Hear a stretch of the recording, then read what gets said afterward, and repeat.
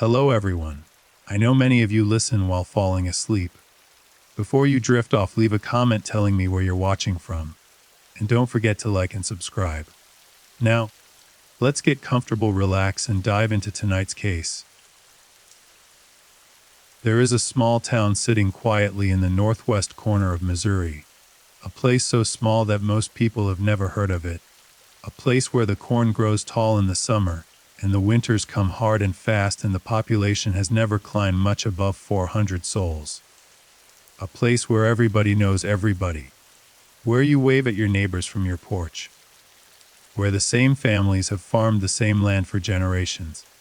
Where the church is full on Sunday and the grain elevator is the tallest building in town and the diner on the main street has served the same pie recipe since 1962. The town is called Skidmore. And on the morning of July 10, 1981, something happened in Skidmore that would make headlines across the entire country.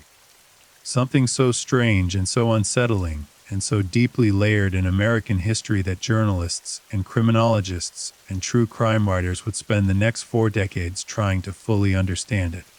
A man was shot dead. He was shot in broad daylight, on the main street of town in front of at least 45 witnesses. And not a single person saw a thing. Not one witness came forward. Not one person admitted to seeing the shooter. Not one resident of that small, tight-knit, God-fearing little town in northwest Missouri was willing to tell the police what their own eyes had watched happen not 10 feet in front of them. The man who was killed was named Ken Rex McElroy, and the reason nobody talked, the reason an entire town closed its mouth and kept it closed for over 40 years, is a story that begins not on the morning of July 10, 1981, but decades earlier, in the same dusty fields and gravel roads of Nodaway County, where Ken Rex McElroy had spent his entire life making sure that everyone around him lived in absolute terror of his name. This is the story of the Skidmore murder. This is the story of the town bully who pushed an entire community to its breaking point. This is the story of vigilante justice, small-town silence, and the question that still haunts legal scholars and ordinary people alike: when the system fails you completely, when every door is closed and every avenue is exhausted, and the man who has destroyed your life walks free again and again and again, what are you supposed to do? What would you do? To understand what happened on that summer morning in 1981, you have to understand what Skidmore was. Not just as a place on a map, but as a community, as a living, breathing collection of families and histories and relationships that had been woven together over more than a century. Skidmore sits in Nodaway County, which is itself a wide, flat stretch of agricultural land in the extreme northwest corner of Missouri, right up near the Iowa border. The county seat is Maryville, a slightly larger town about 20 miles to the southeast. And for most of the county's residents, Maryville is where you go when you need something Skidmore can't provide: a hospital, a bigger grocery store. But Skidmore is where you live, where your roots are, where your grandparents are buried and where your children go to school, and where you sit on the porch in the evening and watch the fireflies come up from the fields. The town was founded in the mid-1800s, named after a local landowner, and it grew the way most small Midwestern towns grew, slowly, steadily.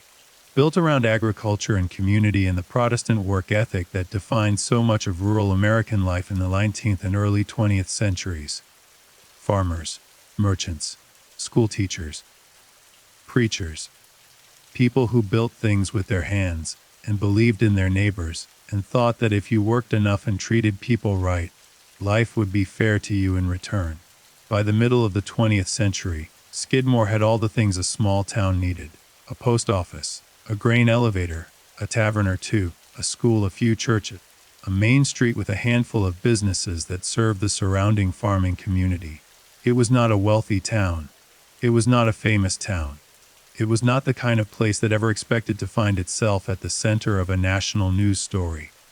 But it was a community, a real one, the kind where people looked out for each other, where you could leave your door unlocked at night, where a handshake meant something and your word was your bond, and the idea that one of your own neighbors might terrorize you for years without consequence was simply unthinkable, until Ken Rex McElroy made it not only thinkable but real. Kenneth Rex McRoy was born on June 1, 1934, the 15th of 16 children born to Tony and Mabel McElroy. The McElroys were not a prosperous family. They moved frequently through the rural counties of northwest Missouri, following work, avoiding trouble, living at the margins of the farming economy that defined the region. Tony McElroy was a hard man in a hard time, and the household he ran was not a gentle one. The children grew up rough, many of them, shaped by poverty and instability and the particular kind of hardness that comes from never quite having enough. Ken Rex, called by both names by most people who knew him, or sometimes just McRoy, grew up in this environment and absorbed it completely. He was not a scholar. He dropped out of school in the 4th grade, at around age 9 or 10, and never went back. For the rest of his life he was functionally illiterate, unable to read or write with any real facility, dependent on others for tasks that required those skills.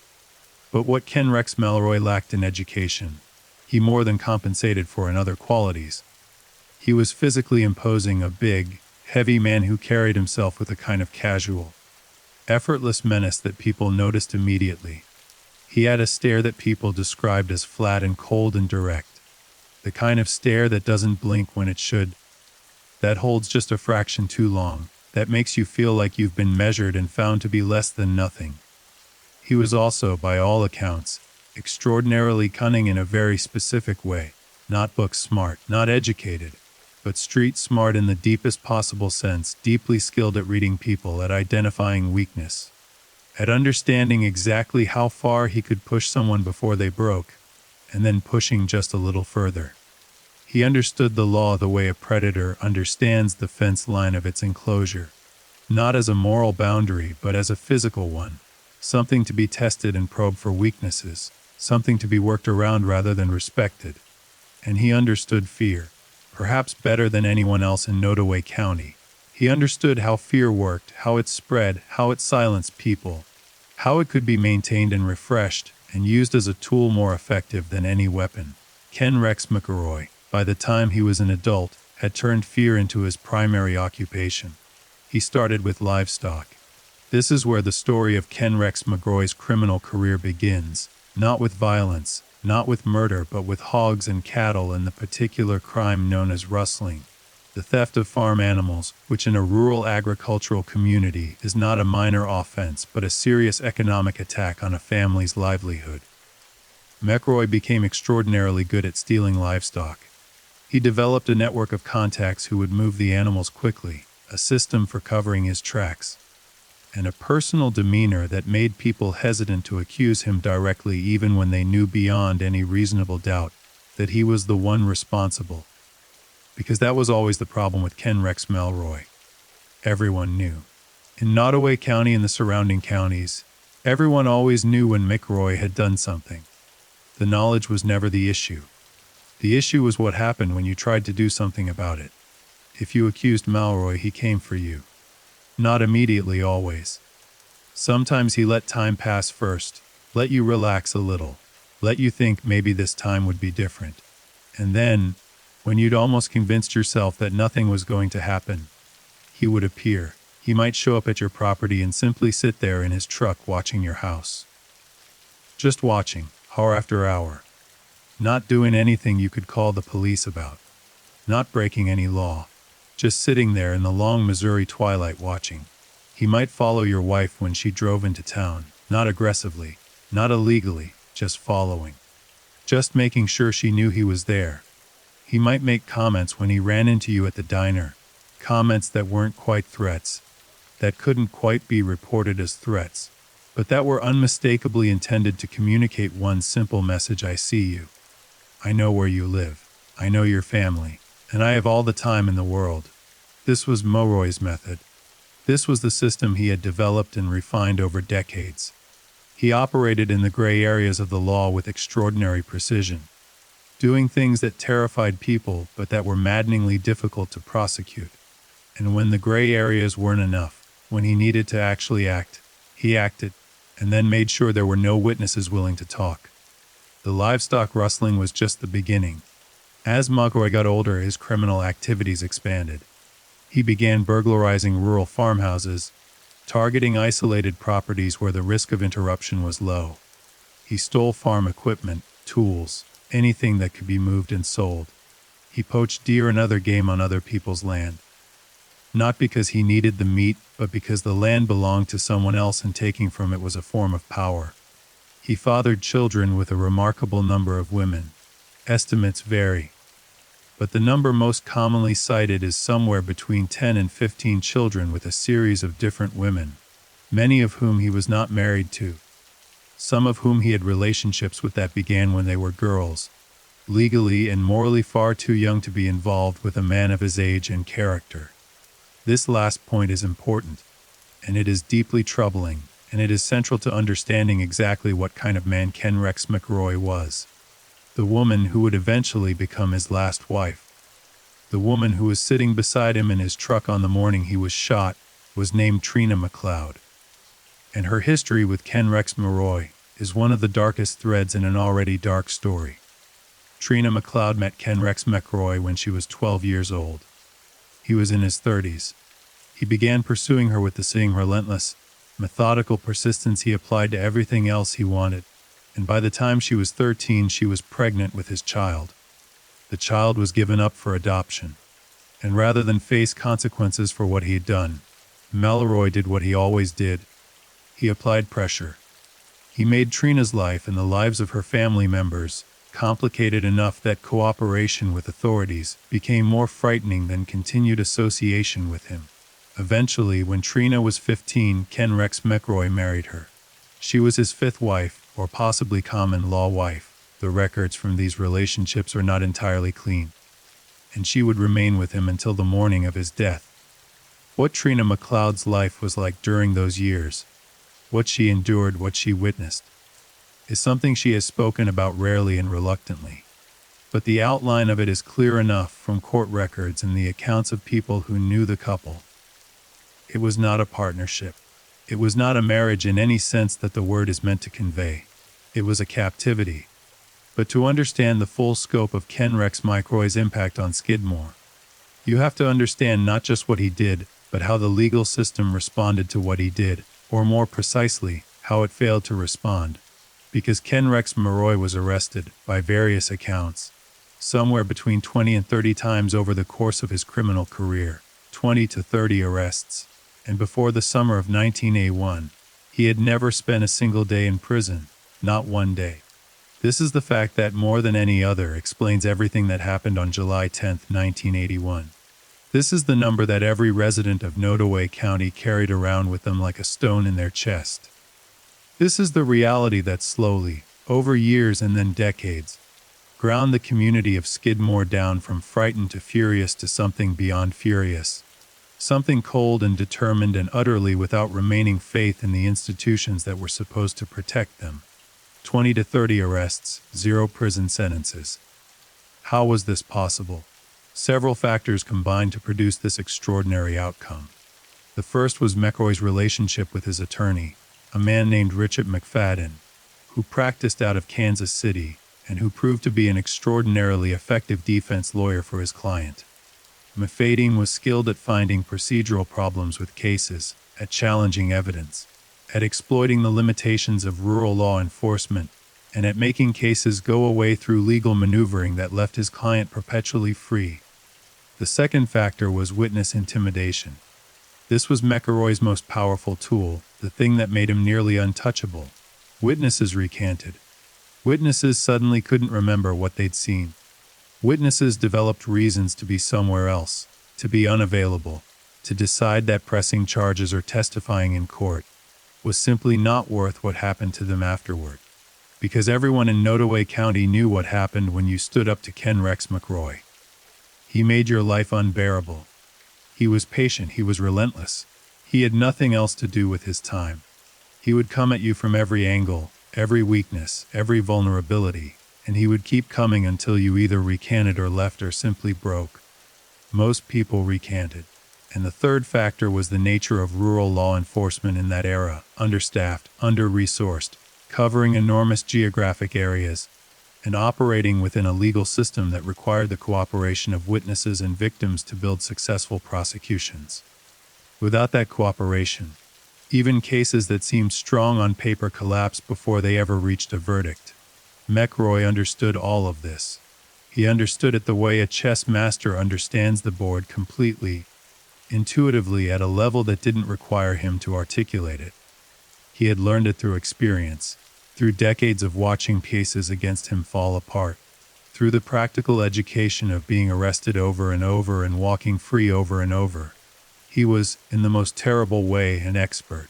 The residents of Skidmore had been living with Ken Rex McRoy for a long time by 1980.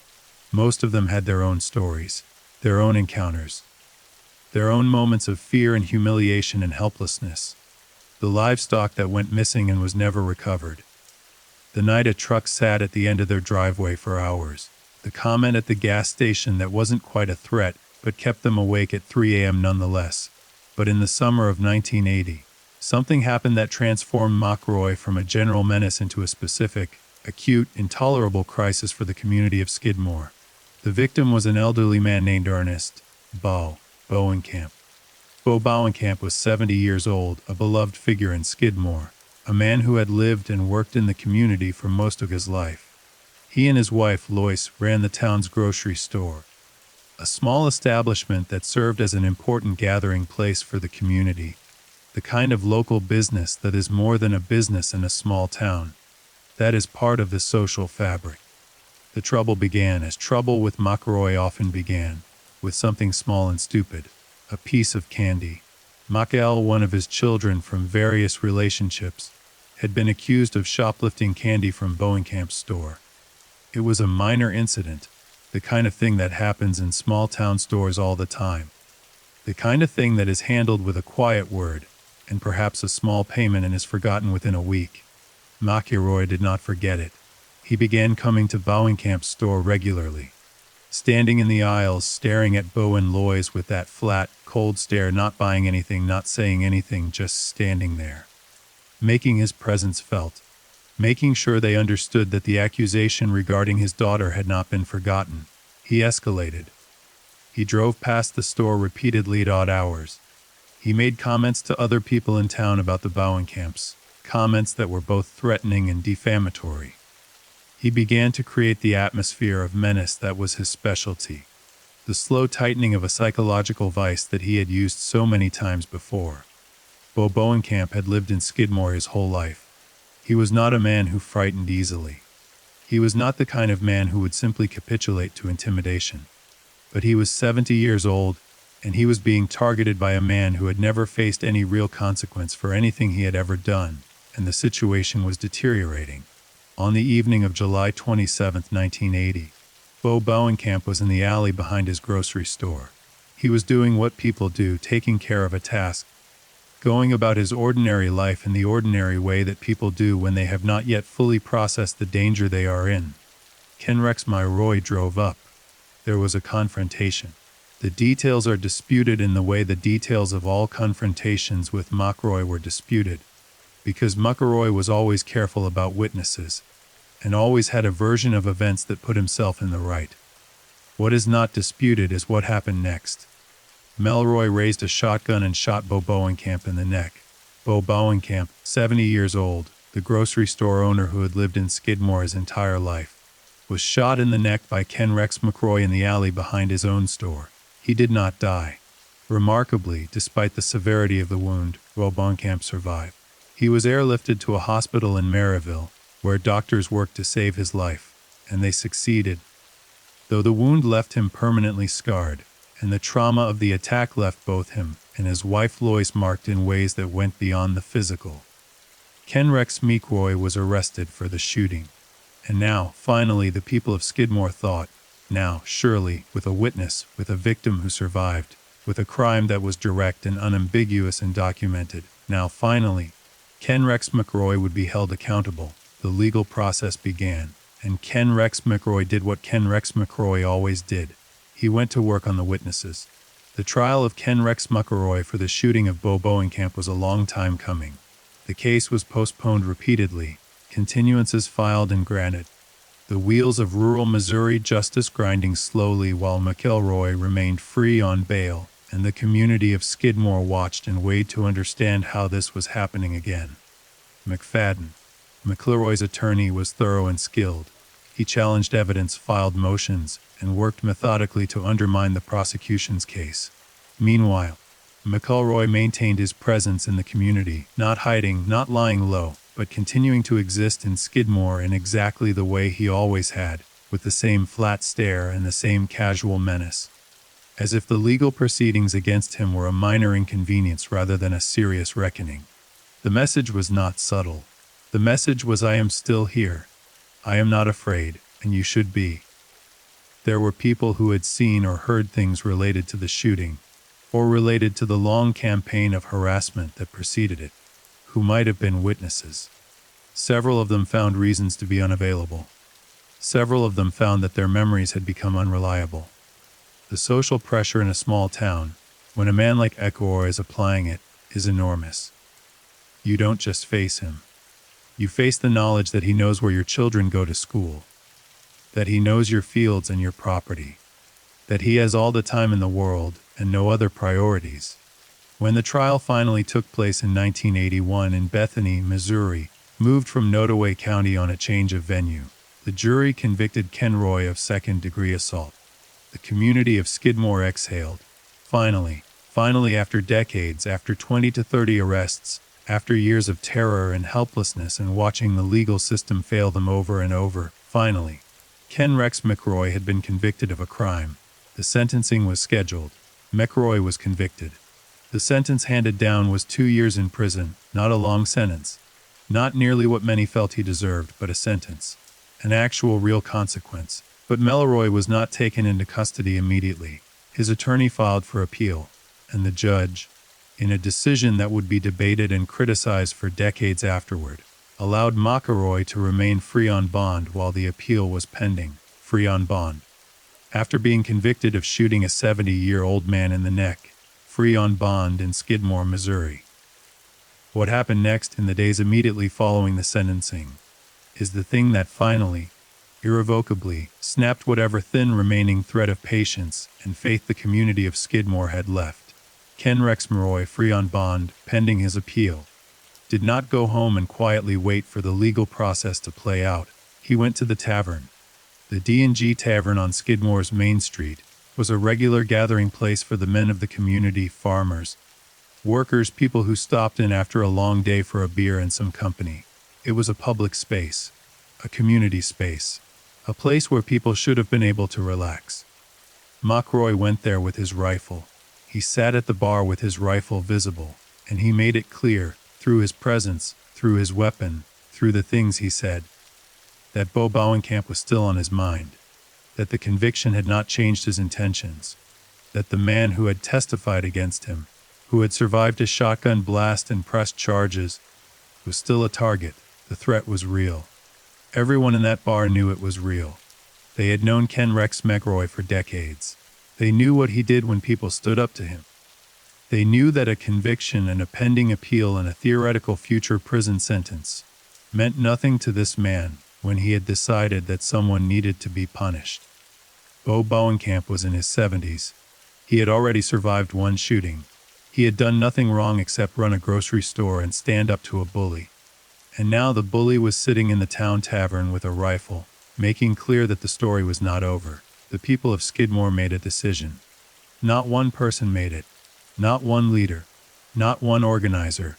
Not one person who can be identified as the one who set the events in motion. It was a community decision made collectively, in the way that small communities sometimes make decisions. Through conversation and consensus and the shared acknowledgement of something that everyone already knew was true. They were done. They had tried everything. They had called the police over and over. They had filed complaints, pressed charges, testified, cooperated with investigations, followed every legal procedure available to them. And every time, every single time, Ken Rex McElroy had walked free.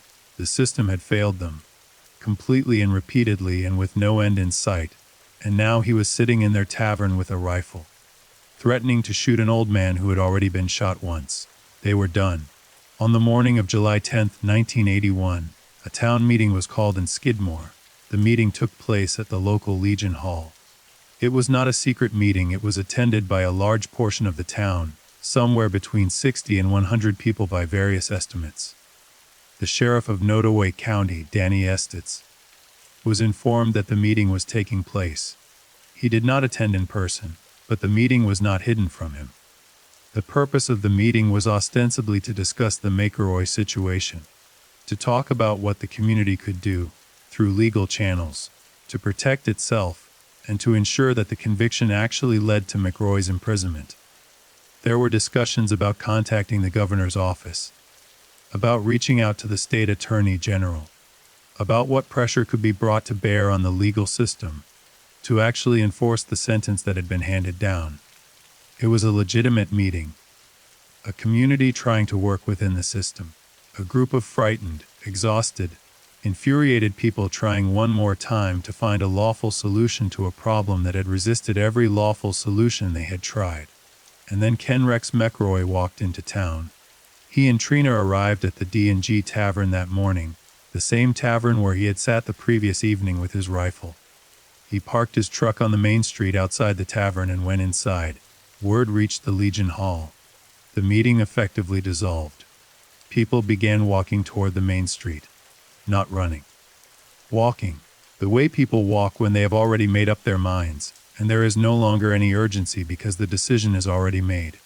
They gathered around McElroy's truck. 45 people. Some accounts say more. Men who had farmed the same fields their whole lives. Men who had watched their neighbors terrorized. Men who had filed police reports and pressed charges and testified, and watched it all come to nothing. Men who had listened to Mulroy threaten an old man the night before. McElroy came out of the tavern. He got into his truck with Trina. He may have lit a cigarette. Some accounts say he did. The image of Ken Rex Mulroy, surrounded by the people he had terrorized for decades, lighting a cigarette with the casual indifference he had always shown to everything. It is the kind of detail that stays with you. And then the shooting began. 2 shots. Some accounts say more. Fired from somewhere in the crowd in front of the side, the exact position disputed and never definitively established. The first shot came through the rear window of the truck. The second was fired at close range. Ken Rex McElroy was hit in the head and neck. He slumped in the seat of his truck. Trina was beside him, unhurt physically. The horror of what she had witnessed, her husband, shot to death beside her, in broad daylight, in front of a crowd of their neighbors, is beyond description.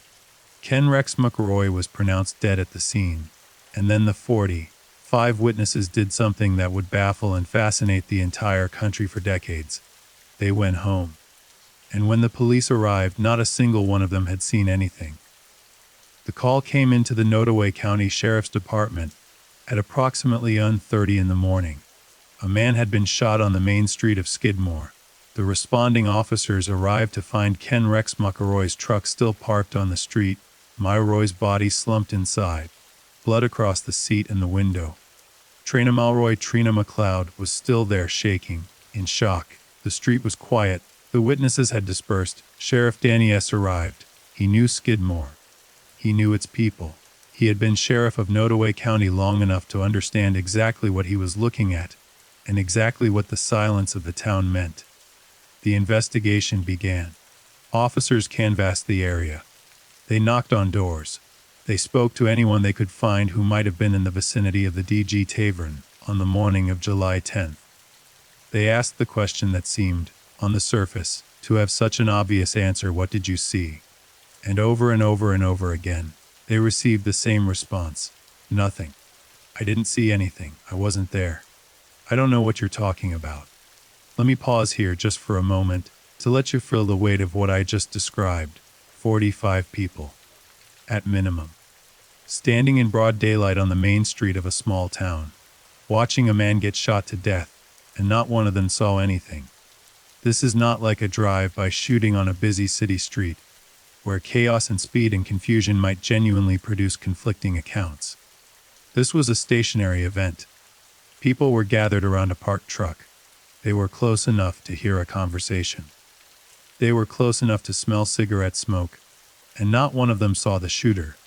When the story broke nationally, and it broke fast, because it was exactly the kind of story that 1981 America found both troubling and deeply compelling. The reaction was divided. Some people were horrified. A man had been murdered in broad daylight and his killers were being protected by an entire community. This was vigilantism. This was lawlessness. This was exactly the kind of thing that civilization was supposed to have moved beyond.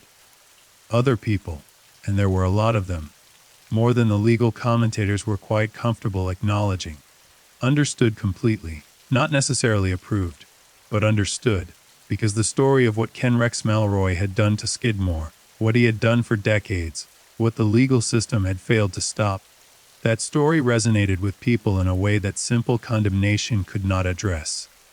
The question that haunted the coverage, that haunted the legal proceedings that followed, that haunts anyone who spends serious time with this case, is the question of moral complexity. Was what happened in Skidmore on the morning of 10th, 1981 justice? Or was it murder? And is there ever a case, where those two things are the same? The Missouri State Highway Patrol was brought in to assist with the investigation. The FBI looked at the case. The State Attorney General's office was aware of it. The killing of Ken Rex McElroy was investigated with resources that Nottoway County alone would never have been able to deploy. And still, for weeks and then months, nothing. The witnesses maintained their silence with an unanimity that investigators found both extraordinary and infuriating. This was not a situation where witnesses were individually intimidated into silence. McElroy was dead, and the particular medication he had used was no longer available. This was a collective, conscious, deliberate choice made by an entire community. The silence of Skidmore was not the silence of fear. It was the silence of decision. The people of that town had decided together that what had happened on July 10th was something they were going to carry together. That no one person was going to bear the weight of it. That the investigation could come and the cameras could come, and the national media could come and the state and federal authorities could come. And none of it was going to crack them. They had a word for this in that part of the country in that time. They didn't use the word in interviews, they used it among themselves, in the private conversations that investigators could not access. The word was enough. We had enough. He had pushed us far enough. And the system left us no other choice. Trina Malroy. The young woman who had been sitting beside Ken Rex when he was shot, who had been with him since she was a girl, who had borne his children, and endured whatever her life with him had been. Trina McElroy was the most important potential witness the investigators had. She had been there. She had been in the truck. She had seen the shooter or shooters. If anyone in Skidmore was going to talk, it should have been Trina, and Trina talked. Or tried to. She gave a statement to investigators. She provided names. She pointed fingers at people she believed she had seen with weapons. Her statements were taken seriously by investigators, who now had something to work with, actual testimony from someone who had been in the truck. But there were problems with Trina's account. Not necessarily because she was lying. The investigators did not believe she was lying, but because the chaos of the moment, the shock and the horror of watching her husband shot to death beside her, had produced a memory that was vivid in some ways and confused in others. The specific identification of specific individuals in a crowd of 45 people that included many people she knew, was something that would be difficult to take to a jury without corroboration. And no corroboration was forthcoming. The investigation ground on. Investigators interviewed and re-interviewed everyone they could find. They looked for physical evidence, shell casings, gun residue, anything that might connect a specific weapon or a specific person to the shooting. They examined the bullet trajectories and the wound patterns and the physical evidence from the truck. They built a picture of what had happened. But a picture is not a prosecution. And a prosecution, in the American legal system, requires witnesses willing to testify in evidence that can withstand cross-examination. They had neither. Not in a form that hold up in court. Not against an entire town that had decided, together, that it was not going to cooperate. Let me tell you about some of the people who stood on that street on the morning of July 10, 1981. Not the shooter, that remains officially unknown, but the people around the shooter. The community that surrounded the moment and held it and absorbed it and protected it. There was a man named Del Clement. He was a farmer, a regular at the D&G Tavern, a man who had lived in and around Skidmore most of his life. Del Clement's name would come up repeatedly in the investigation. Trenna named him, among others, as someone who had been present and potentially involved. He denied involvement. He was never charged. Over the years, Del Clement's name has remained the most frequently mentioned in connection with the shooting. Not because it has ever been proven, it hasn't, but because the investigations repeatedly circled back to him, and because he was, by most accounts, one of the men who had reason to want Ken Rex Milroy gone. Whether Del Clement fired the shots that killed Ken Rex Milroy is something that has never been established in a court of law, and cannot be stated as fact. What can be said is that he was there, that he was part of the community that chose silence, and that whatever he knew about the events of July 10th, he took with him through the rest of his life. Del Clement died in 2018. He never talked. There were others whose names came up. Other men from the community who had stood in that crowd, who had been part of the circle around Milroy's truck. None of them were ever charged. None of them ever broke the community's silence. The investigation officially remains open. No one has ever been charged with the murder of Ken Rex Milroy. In the 40-plus years since that summer morning in 1981, not one person in Skidmore has been prosecuted for what happened on the main street of their town. The case is formally unsolved. The town of Skidmore knows who did it. Nottoway County knows who did it. The investigators who worked the case believe they know or knew who did it. And it remains unsolved, because a community decided together that some things should remain unsolved. This is where we pause tonight. We've laid the foundation of this story, the town, the bully, the decades of terror, the failed legal system, and the moment on the morning of July 10th, when everything that had been building for so long finally broke. But there is so much more to tell, because the aftermath of Ken Rex Milroy's death is its own story. The legal battles, the national debate, the way the town of Skidmore was changed by what happened and by the way the country looked at it afterward. The voices that spoke and the voices that stayed silent. The families, Milroy's family, his victims' families, the families of the men who stood in that crowd. And there are the questions that this case raises about justice, about community, about the limits of the legal system, about what ordinary people are supposed to do when every legitimate avenue has been exhausted, that don't have easy answers, that may not have answers at all.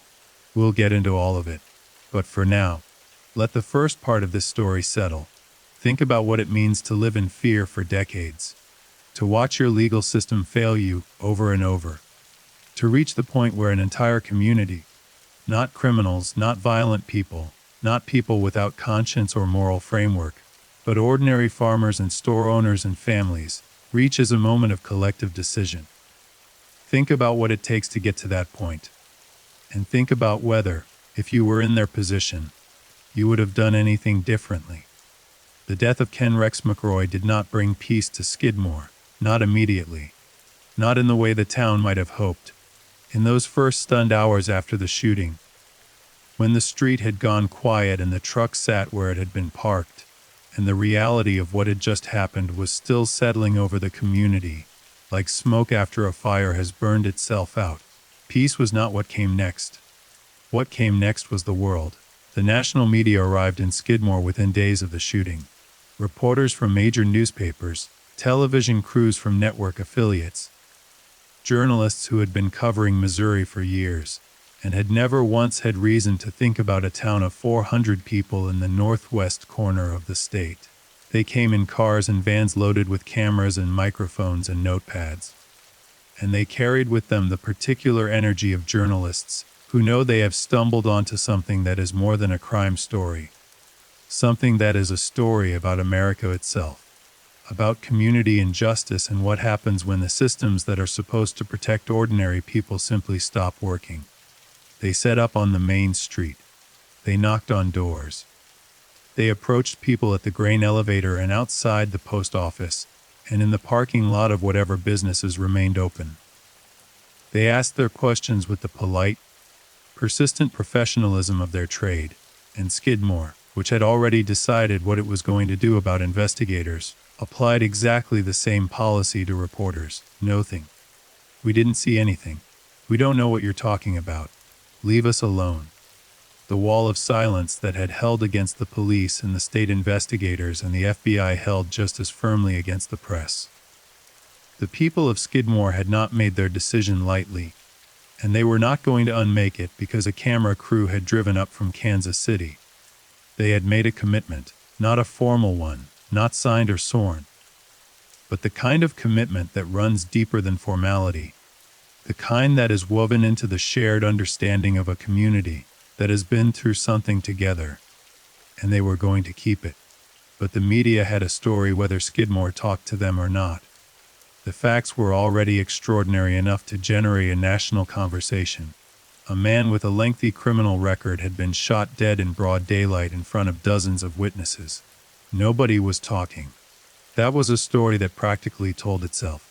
And the more they dug into the background, into the decades of Melroy's crimes, into the failures of the legal system, into the specific horror of what he had done to Bo Bauenkamp and to the families of Nottoway County, the more the story expanded from a simple crime report into something far more complicated and morally unsettling. The coverage was, from the beginning, divided in a way that reflected a deeper division in how Americans thought about law, justice, and community. On one side were the voices that emphasized the lawlessness of what had happened. A man had been killed. Whatever he had done, whatever crimes he had committed, whatever terror he had spread through his community for 3 decades, he had been a human being. He had, at the time of his death, a pending appeal on his conviction. He had not been given the opportunity to pursue that appeal. He had not been convicted of a capital crime. He had not been sentenced to death. He had been shot dead in the street by people who had decided to put themselves above the law, to substitute their own judgment for the judgment of the courts, to execute a man whose execution they had not been authorized to carry out. This was vigilantism. This was the kind of thing that the entire architecture of modern civil society had been constructed to prevent. If communities were permitted to execute people they found intolerable, if the anger of a crowd was allowed to substitute for the deliberation of a jury, then the framework of the rule of law, the framework that separates ordered society from chaos, was fundamentally undermined. Today it was Ken Rex McRoy, a man whose crimes were documented and real. Tomorrow it could be someone else, someone whose crimes were more ambiguous, someone whose guilt was assumed rather than established, someone who was different or unpopular, or simply on the wrong side of the community's collective mood on a given morning. Legal scholars made this argument carefully and compellingly. Editorial boards made it. Law enforcement officials made it. The Missouri Attorney General's office made it. It was a serious argument, rooted in real concerns, and it was not wrong. On the other side were the voices that said, quietly but with a force that the legal establishment found difficult to dismiss, you didn't live there. You didn't watch this man terrorize your neighbors for 30 years. You didn't file the police reports that went nowhere. You didn't testify in the trials where he walked free again and again. You didn't sit in your house listening to his truck idling at the end of your driveway at midnight. You didn't carry the daily weight of knowing that the system that was supposed to protect you had failed you completely and would continue to fail you indefinitely. You didn't have a 70-year-old neighbor who had been shot in the neck and watched his attacker remain free on bond, returning to the same tavern the very next day with a rifle. And so your opinion about what the people of Skidmore should have done, formed from the safety of a city newsroom or a law school faculty lounge, in a life untouched by the specific terror of Ken Rex Melroy, is missing something essential. It is missing the weight of lived experience, the weight of exhaustion, the weight of what it actually feels like to reach the end of every legitimate option and find nothing waiting there but more of the same. These voices were louder, in the ordinary places of American life, than the legal establishment was quite comfortable acknowledging. Letters to newspapers, call-in segments on radio programs, conversations in diners and barbershops across the rural Midwest. where people who had their own experiences with limited law enforcement, with powerful men who evaded consequences, with communities that had been left to fend for themselves, those people listened to the story of Skidmore and nodded slowly. Not approval necessarily, but recognition. The distinction matters. And it is one that the people of Skidmore themselves would insist upon, if they were talking, which, of course, they were not.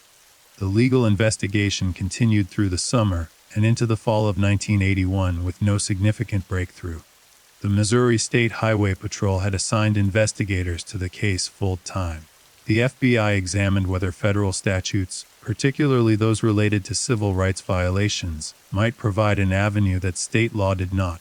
The Nottoway County Prosecutor's Office worked in parallel with state investigators, sharing information, looking for the crack in the wall of silence that would give them something to take to a grand jury. The physical evidence was limited in ways that frustrated investigators. The shooting had taken place on a public street, which meant that the scene had been contaminated before it could be fully secured. Shell casings had been moved or disturbed. The bullet trajectories and wound patterns established the general direction from which the shots had been fired, but establishing a specific shooter's position within a crowd of dozens of people required a precision that the evidence simply could not support. 2 shots had been fired. Some accounts said 3. The first came through the rear window of McElroy's truck. The second, or possibly third, was fired from closer range. The wounds to McElroy's head and neck were severe and immediately fatal, or very nearly so. He had been shot by someone who either had considerable experience with firearms, or had fired from that experience was not required. The weapons were never recovered. This was significant. In a rural farming community, where virtually every household has firearms, and where the specific calibers of different weapons can often be traced through ballistic evidence, the absence of a recoverable weapon left investigators without one of their most important tools for connecting a specific for the crime. Someone, or multiple someones, had disposed of the weapons used in the shooting.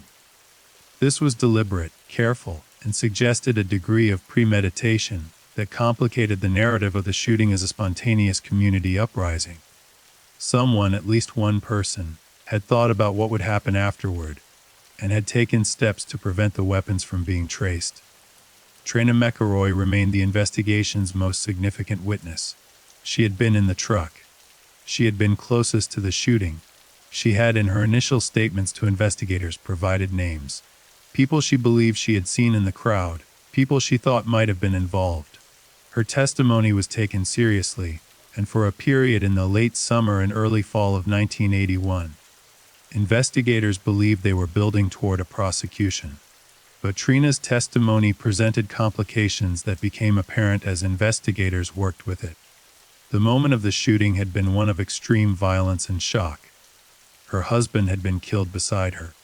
The noise and chaos and horror of that instant produced in her a memory that was vivid in some ways and confused in others, the way trauma always affects memory, sharpening certain details and blurring others in ways that have nothing to do with truthfulness and everything to do with the way the human brain processes extreme experience. She had seen a crowd. She had seen faces she recognized. She had seen the muzzle flash or heard the shots from specific directions. But translating those impressions into the kind of specific, legally reliable identification of specific individuals that could support a prosecution was a different matter. Defense attorneys, had a case come to trial, would have had legitimate grounds to challenge the reliability of an eyewitness identification made in the chaos of a violent death, under conditions of extreme stress. And Trina was not, in any case, an uncomplicated witness. Her history with McElroy was known. Her years with him, beginning when she was a child, were known. Whatever her feelings about his death, almost certainly. Of grief and shock, and perhaps something more complicated, that she herself could not fully articulate, those feelings were not the feelings of a straightforward widow. She was a woman with a deeply tangled relationship to the man who had been killed, and defense attorneys would have been capable of exploiting that complexity in front of a jury. The investigation pursued other avenues. Investigators looked for physical evidence connecting specific individuals to the scene, fiber evidence, gunshot residue, anything that might have been left in the crowd around McRoy's truck. They examined the phone records of people they suspected might have been involved in planning the gathering, trying to establish whether the crowd at the truck had been organized in advance or had assembled spontaneously from the meeting at the Legion Hall. The phone records showed nothing useful. The physical evidence yielded nothing definitive. The weeks stretched into months, and the prosecution that investigators had initially hoped for became less and less likely. One name kept appearing in the investigation, circling through witness statements and investigator notes, and the persistent conversations that investigators had in the community, without ever finding the evidentiary support that would make it actionable. Del Clement was a farmer from the Skidmore area. He was a regular presence in the community, known to the people of Nottoway County in the way that members of small communities know each other, not necessarily intimately, but thoroughly through years of shared public life. He drank at the D&G Tavern. He attended community gatherings. He was, by all the accounts that investigators could assemble, a man with a temper and with strong feelings about Ken Rex McElroy and what McElroy had done to Skidmore. Trina named him. She placed him in the crowd.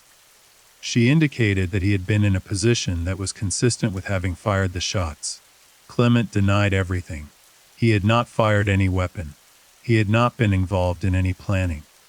Whatever had happened on the morning of July 10th, he had not been the person responsible for it.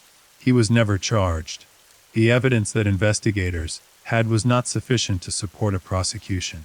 His denial was flat, consistent, and uncontradicted by any evidence that could be brought into a courtroom. Del Clement lived the rest of his life in the Skidmore area. He farmed. He went about his business. He neither confirmed nor denied in any public forum the suspicions that attached to his name with the Nauroy killing. He died in 2018. Whatever he knew about the morning of July 10, 1981, he took with him. The fall of 1981 became the winter of 1981. The active investigation began to wind down as investigators reached the limits of what was possible without witness cooperation. The case did not close. Cold case files in murder investigations are rarely formally closed, but the resources allocated to it were reduced, and then reduced again as other cases demanded attention, and the McElroy investigation produced no new leads. The national media attention began to fade. Not immediately, the story was too morally complex, too resonant with larger American anxieties, to disappear from public consciousness quickly.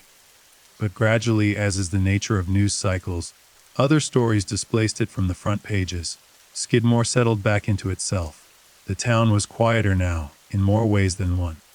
The particular oppressive atmosphere that had characterized the McElroy years, the constant background tension, the awareness of potential threat, the knowledge that the legal system had failed and would fail again, that atmosphere was gone, but something had replaced it. Exactly. Not for most people. But the weight of what had been done, and chosen to protect, was not a light thing. The community had absorbed something that does not dissolve. A killing had taken place in broad daylight on their main street, and they had collectively chosen to shield it from the law. Whatever the justifications for that choice, and there were justifications, real ones rooted in decades of legitimate grievance, it was still a choice, and choices have weight. People managed that weight differently. Some carried it easily, with the clear conscience of people who believed they had done what needed to be done. Others carried it with more difficulty, lying awake sometimes in the small hours of Missouri nights, turning over what had happened, what they had been part of, what it meant about who they were and who their community was. Most of them, in either case, said nothing. The code of silence that Skidmore maintained was not only about protecting the shooter or shooters from legal consequences. It was about protecting the community itself, its coherence, its ability to continue functioning as a place where people lived and worked and raised families. To break the silence would be to invite not just legal consequences for specific individuals, but a tearing apart of the social fabric that held the town together. It would mean people testifying against their neighbors, people watching their friends go to prison. the intimate trust of a small community destroyed by the pressure of an investigation that many believed was pursuing the wrong kind of justice. The silence, painful as it was for some, was also protective. It was the community wrapping itself around what it had done and refusing to let the outside world inside. The families directly affected by McElroy's death, and by the events that led to it, deserve more attention than they typically receive in accounts of this story. Bo Bauernkamp, the 70-year-old grocery store owner, whose shooting had been the immediate precipitating event, continued to live in Skidmore after McElroy's death. He had survived the shotgun blast to his neck. He had endured the years of harassment. He had testified at the trial, had watched the conviction come down, had watched him remain free on bond and return to the tavern with a rifle. And then, a few days later, it had been over. Bo Bauernkamp did not make public statements about what had happened. He was not the kind of man for public statements. He was a grocery store owner in a small Missouri town, not a public figure, and the extraordinary events that had swirled around him in 1981 were not things he sought out or welcomed. He had done what he believed was right. He had pressed charges. He had testified. He had tried to work within the legal system to address what McElroy had done to him. What happened afterward was not something he had planned or orchestrated. He died in 1999, at the age of 88. He had lived through it all and outlasted most of it. His wife Lois outlived him. They had spent their lives in the community they had always called home. And they had carried what they had to carry in the quiet, practical way of their generation and their region. The Bauernkamps represent something important about this story. They were not seeking revenge. They were not the architects of what happened to McElroy. They were simply a couple who ran a grocery store and found themselves caught up in something that was larger than anything they had asked for or wanted. Their suffering was real and their dignity in the face of it was real, and it deserves to be acknowledged. Ken Rex Moy's family responded to his death with a combination of grief, anger, and a demand for justice that was both legally legitimate and deeply ironic given the decades of injustice that McElroy himself had perpetrated. He had children, many of them, by various women. These children had not chosen their father. They had not chosen his crimes or his reputation or the community's response to his presence. They were, in many cases, simply people who had grown up with a last name that meant something specific and terrible in Northwest Missouri, and who had to navigate a world shaped by their father's actions in ways they had not authored. Some of McElroy's children and relatives became vocal advocates for reopening the investigation and pursuing charges against the people who had killed him. This was not an unreasonable position. Whatever McElroy had done, he had been murdered, and the people who murdered him had never faced legal accountability. His family had the same right as any victim's family to demand that the law treat their loss seriously. Alice Wood, one of McElroy's daughters, became the most persistent public voice for reinvestigation. Over the years, she gave interviews, contacted officials, pushed for the case to be treated with the seriousness she felt it deserved.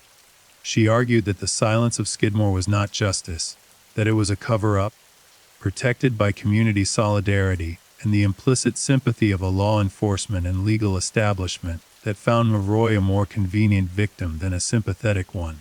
She was making a legitimate legal argument, and the legal system's response to that argument year after year was essentially nothing. The file remained open. No new investigation was mounted. No charges were ever brought. In 1988, a journalist named Harry McLean published a book about the case. The book was called In Broad Daylight, and it became the definitive account of the McElroy story, a work of deeply reported narrative nonfiction that spent years in the making and drew on hundreds of interviews and extensive archival research. McLean went to Skidmore. He talked to people, not about the shooting itself, because that remained the one subject nobody would address directly, but about everything surrounding, but about McElroy's history, about his crimes, about the specific experiences of the families he had terrorized, about the long, grinding, demoralizing experience of living in a community that the legal system had abandoned. The book was important for several reasons.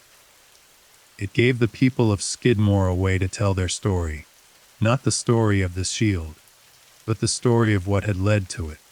It documented in careful, specific detail the decades of Melroy's predation and the failure of the legal system to address it. It placed the events of July 10, 1981 in a context that made them comprehensible in a way that the initial news coverage had not. And it asked the question that everyone had been dancing around since the morning of the shooting.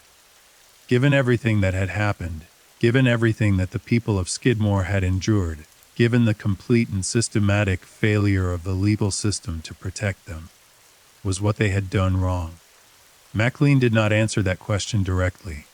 He was a careful journalist, not a moralist.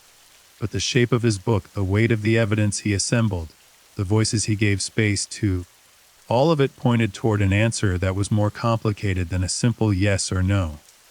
The book won the Edgar Award from the Mystery Writers of America, the highest honor in crime writing. It became a bestseller.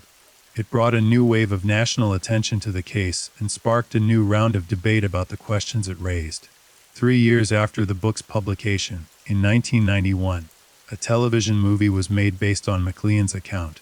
The film starred Brian Dennehy as Ken Rex McElroy, and the casting was inspired. Dennehy was a physically imposing actor capable of projecting exactly the kind of cold, patient menace that McElroy was described as having, the menace of a man who is not angry but simply certain that he can do whatever he wants and that nothing will stop him. The film dramatized the key events of the story with reasonable historical fidelity. It showed the shooting of Bo Bowenkamp. It showed the trial and the conviction, and the infuriating spectacle of McElroy remaining free on bond. It showed the gathering on the main street, the crowd around the truck, the shots.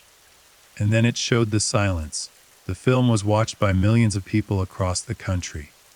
For many of them, it was their first encounter with the Skidmore story, and it produced the same divided reaction that every previous presentation of the story had produced. Some viewers were horrified by the vigilantism. Others found themselves, to their own discomfort, understanding it completely. The story of Skidmore had this effect on people. It got under the skin. It forced a kind of moral self-examination that most crime stories do not demand. Because this was not a story about a monster killing innocent people. It was a story about ordinary people, people not very different from the viewer, being pushed to a breaking point by circumstances that no one should have to endure. And it was a story about what happens when you reach that breaking point and find, waiting for you there, not a solution but only the question of what you are willing to do. The investigation officially remained open through the 1990s and into the 2000s, though in practical terms it had been dormant for years. Periodic attempts were made to revive it. Journalists who returned the story would sometimes provide investigators with new information, a name mentioned in an interview, a detail that hadn't been in the original record, a lead that hadn't been followed in 1981. Each time investigators would look at the new information, and each time conclude that it did not rise to the level of evidence that could support a prosecution. The problem was not that investigators didn't know what had happened.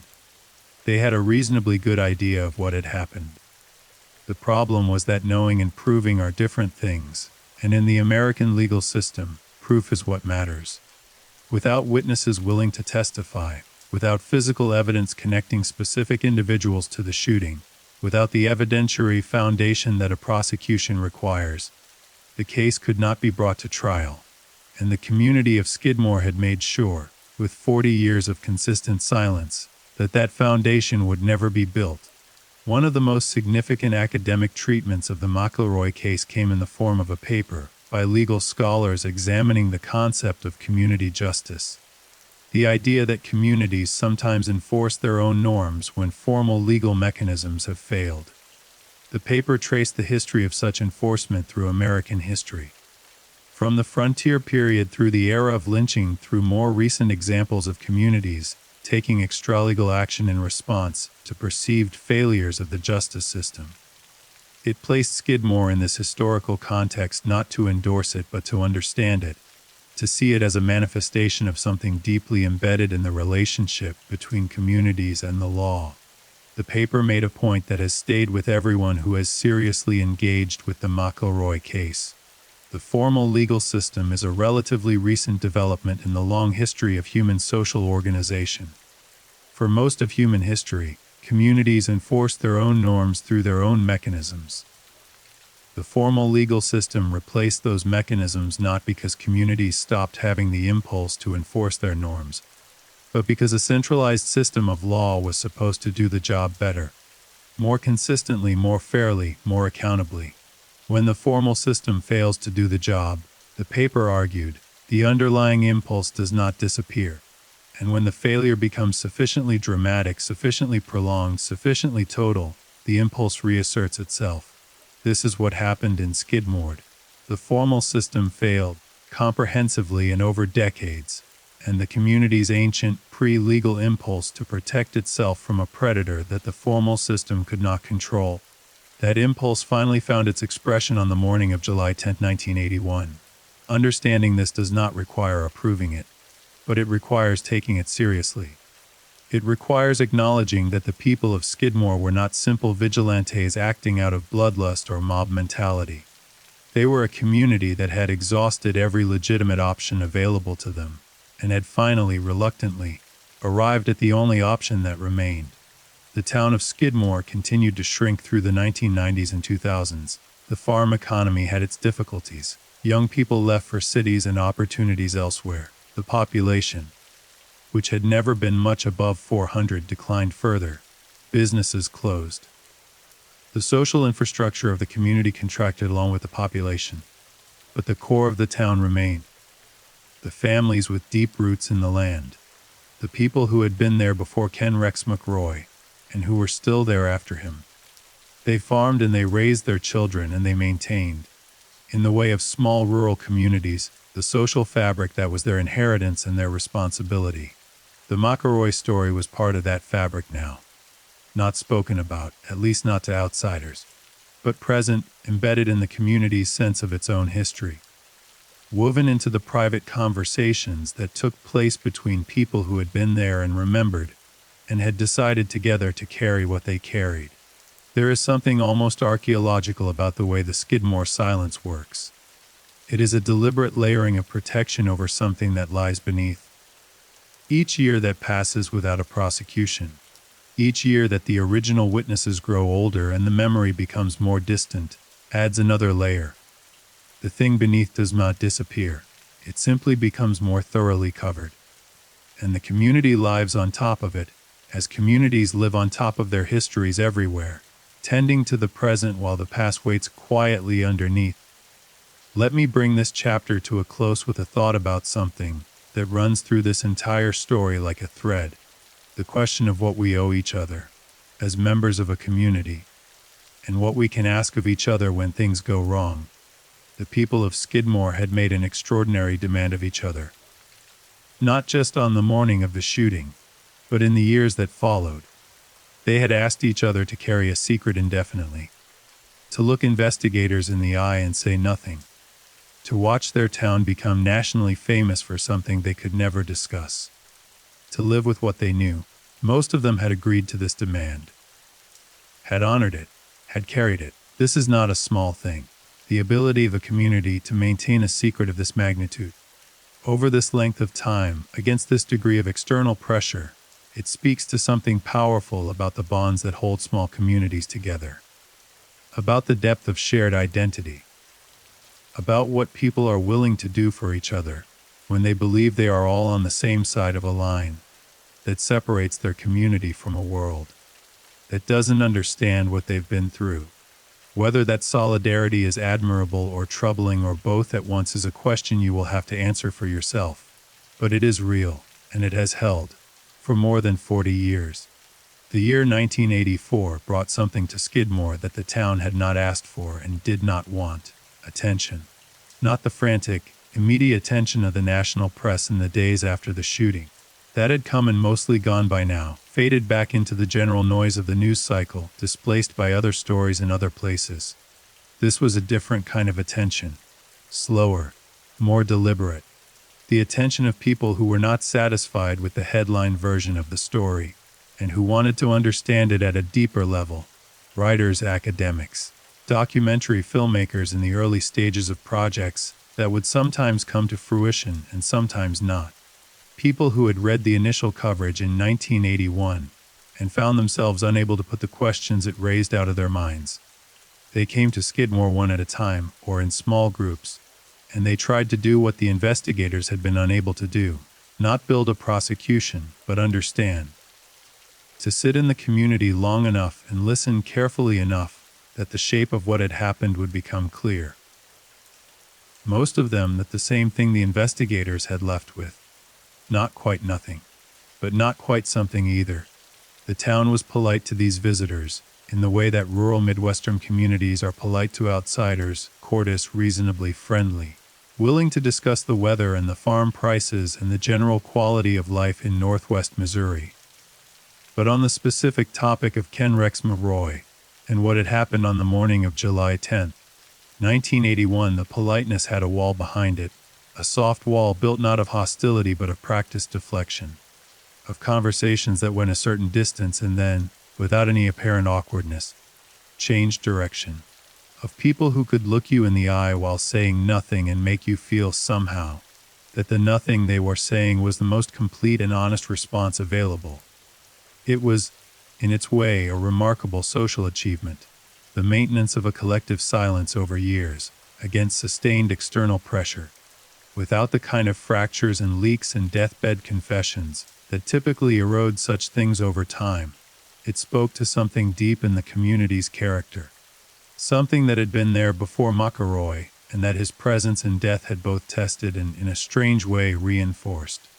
There were, over the years, what investigators and journalists called near breaks, moments when someone seemed on the verge of talking, when the weight of what they carried appeared briefly to be approaching a tipping point, when a conversation went a little further than usual before the wall came up.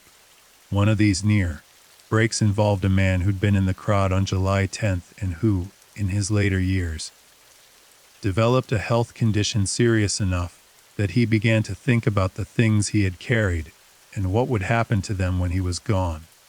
He had a series of conversations with a journalist who had been working on the McElroy story for some time, conversations that went further than most. The journalist later described these conversations carefully, protecting the identity of the man involved, in a piece published in a regional magazine. The man had talked about the morning of the shooting in general terms. He had talked about the community's state of mind, about the exhaustion of the McElroy years, about the way the gathering on the street had felt, not like a mob, he said, not angry and chaotic in the way that outsiders seem to imagine it. More like something inevitable, like a tide going out. He had not named names. He had not described the specific mechanics of what happened. He had not said anything that could be taken to a prosecutor. But he had said this, that on the morning of July 10, 1981, the people of Skidmore had not been acting out of passion. They had not been a mob. They had been a community that had made a decision quietly and together, and had carried that decision out with the same methodical, practical competence that they brought to everything else in their lives. This was not a revelation. Investigators had always suspected that the shooting was at least partially premeditated, at least planned in the broad sense, if not in every specific detail. But hearing it described this way, by someone who had been there, added a dimension of texture to the understanding of what had happened.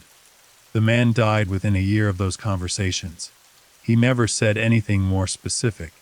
The investigation's long dormancy was briefly interrupted in the mid-1990s when a new Nottoway County sheriff, elected on a platform that included a promise to revisit cold cases, made a public statement about the McElroy killing. The sheriff, whose name was not Danny Estes, who was a generation younger and had not lived through the Milroy years in the same way, announced that the case was being actively reviewed, that new investigative techniques, including advances in forensic science that had not been available in 1981, would be applied to the existing physical evidence, that the investigation was not dead, and that the people of Nottoway County should know that justice for Ken Rex Milroy, whatever complications that phrase contained, remained a priority for his office. The announcement was received in Skidmore with something that one resident, speaking to a journalist years later, described as tired amusement. The community had heard this before. Not in so many words, but in essence.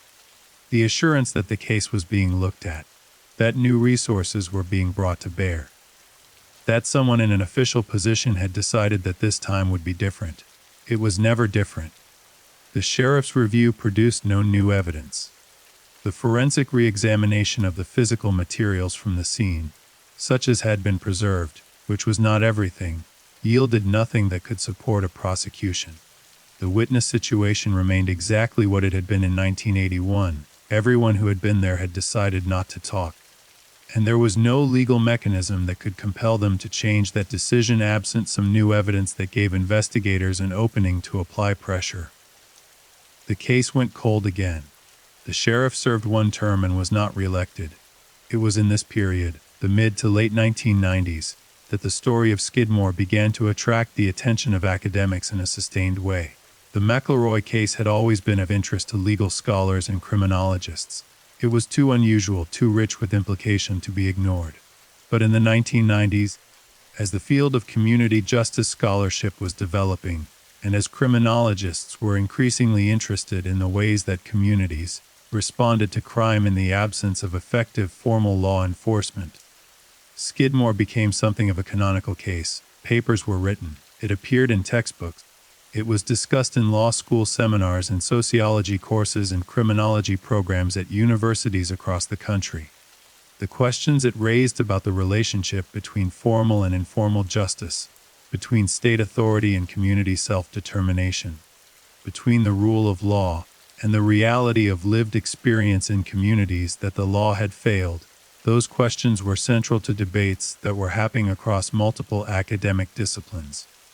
What these academic treatments generally had in common was a careful analytical neutrality. They were not in the business of saying whether what had happened in Skidmore was right or wrong. They were in the business of understanding it, placing it in context, tracing its implications, using it as a lens through which to examine larger questions about law and community. But the effect of this sustained academic attention was to keep the Skidmore story alive in a way that it might not otherwise have survived.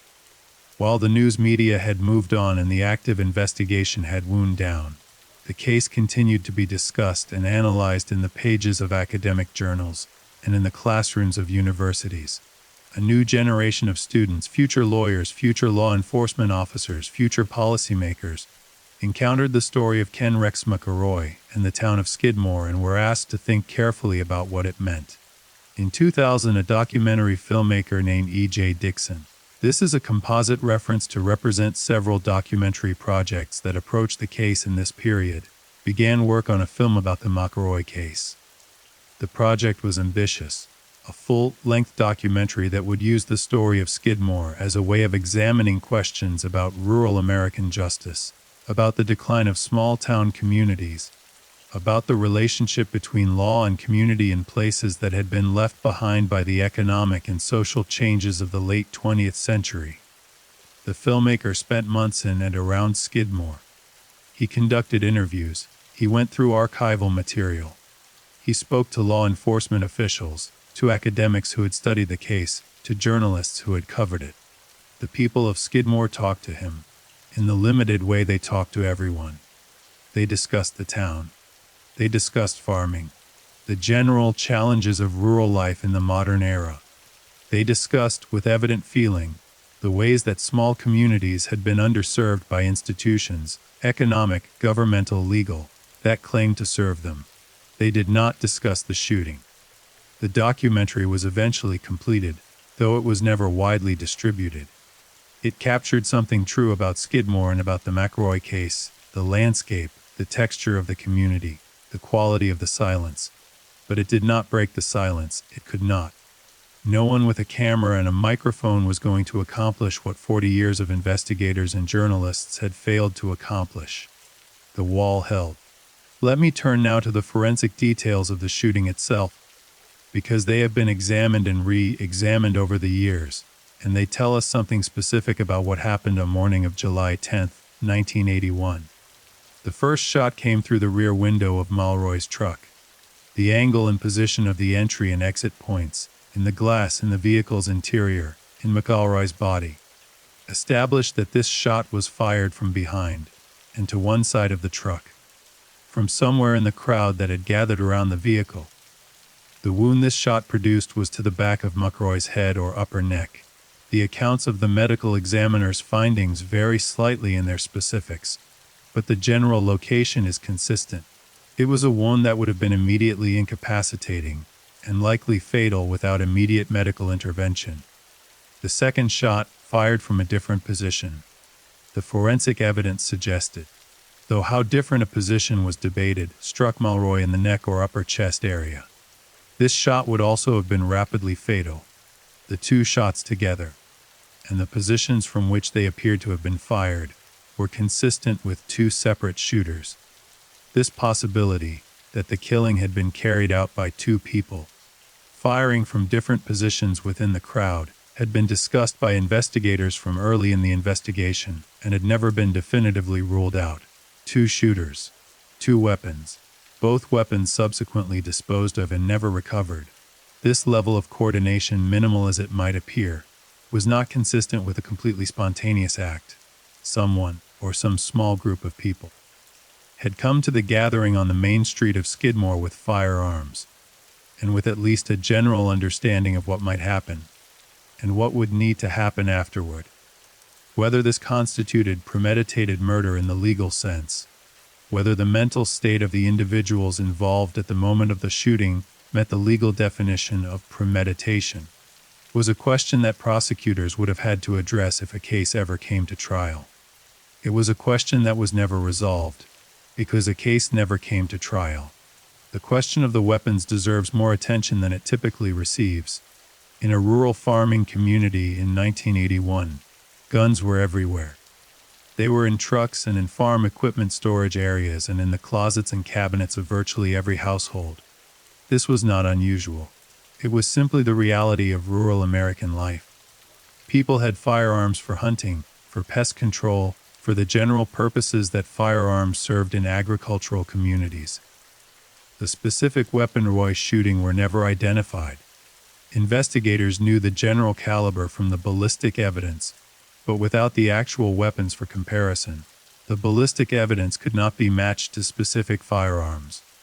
The disposal of the weapons, the removal of those specific guns from any context where they might be found and identified, was a deliberate act that required both presence of mind in the immediate aftermath of the shooting and either a secure disposal location or a means of destruction that left no recoverable trace.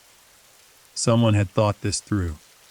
Someone had planned for the moment after the shooting and had ensured that the physical connection between shooter and crime would be severed. This was not the behavior of someone who had acted purely on impulse. This was the behavior of someone who had considered the consequences and had taken steps to avoid them. It does not follow from this that the entire event was elaborately planned in advance. The gathering could have been spontaneous in its assembly, while the shooting itself was carried out by someone who had come prepared. The dynamics of crowds are complex. A group of people can come together without a specific plan and yet find, within that group, an individual or individuals who are ready to act when the moment arrives. But the disposal of the weapons suggests that at least one person had thought about what would happen after McElroy was dead, had thought about it and had made arrangements. There is a detail about the morning of July 10th that comes up repeatedly in accounts of the event, and that adds a layer of texture to the picture of what happened. Ken Rex McElroy, sitting in his truck outside the D&G Tavern, surrounded by the gathered people of Skidmore, was not unaware that something unusual was happening. He had lived in this community his entire life. He knew these people. He had spent decades reading the intentions and emotional states of the people around him with the same skill he had applied to everything else. He did not get out of the truck and run. He did not drive away. He sat in the truck with Trina, and he may or may not have said something to her. Accounts vary. And he may have lit a cigarette. Why didn't he leave? This question has been asked many times. The answers range from the practical, his truck may have been blocked by the crowd, he may not have had a clear path, to the psychological. The psychological answer is the more interesting one. Ken Rex McElroy had spent his entire adult life in a posture of dominance over the people around him. He had never had to run from a community. He had always been the one who made others run. His entire identity, his entire sense of himself, was built on the premise that he was the most dangerous person in any room, that the people around him were afraid of him and not the other way around. He may simply have not believed, even in that moment, that the community he had terrorized for 30 years was capable of doing what it was about to do. He may have looked the crowd around his truck and seen, as he had always seen, people who were frightened of him, people who would back down, people who would talk and posture and ultimately do nothing, because that was what people had always done. He may have been wrong about them for the first time in his life, and it was the last mistake he ever made.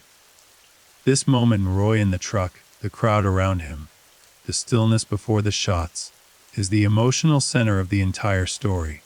Think about what was contained in that moment. 30 years of fear. 30 years of stolen livestock and damaged property, and followed wives and late-night trucks at the ends of driveways and police reports that went nowhere, and trials and produced acquittals, and a conviction that didn't lead to imprisonment, and a rifle brought into a tavern the night after that conviction. 30 years of a community watching itself fail to protect its members from a man who had made their suffering his occupation. And on the other side of the truck window, a man who had built his entire life on the certainty that nothing would ever stop him.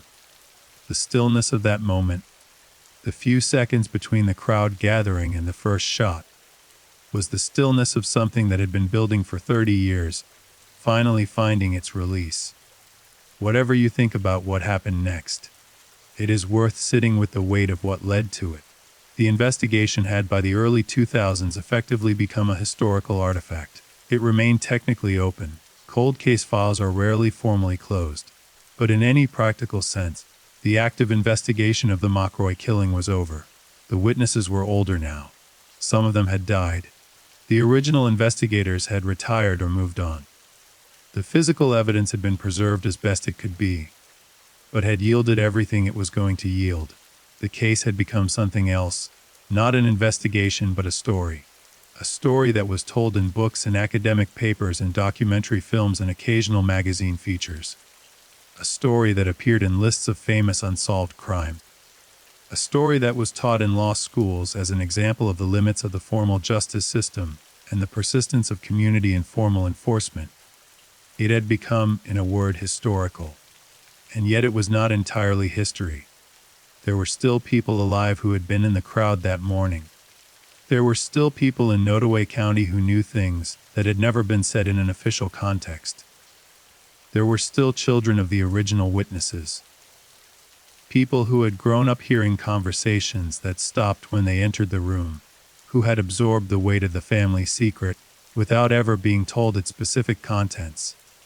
The knowledge was still there, distributed through the community, thinning as the original witnesses aged and died, but still present, still alive in the memories of people who had chosen to carry it.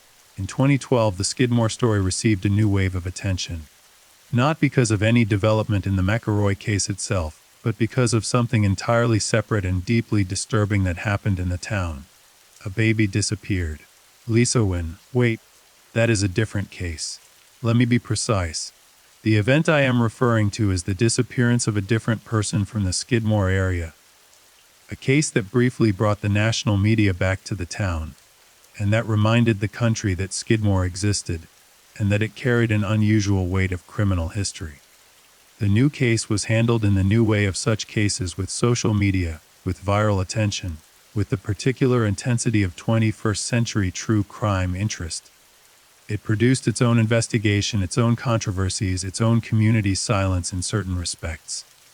But what struck observers who covered both stories was how differently the two silences worked. The silence around the McElroy killing was a community silence, deliberate, collective, chosen.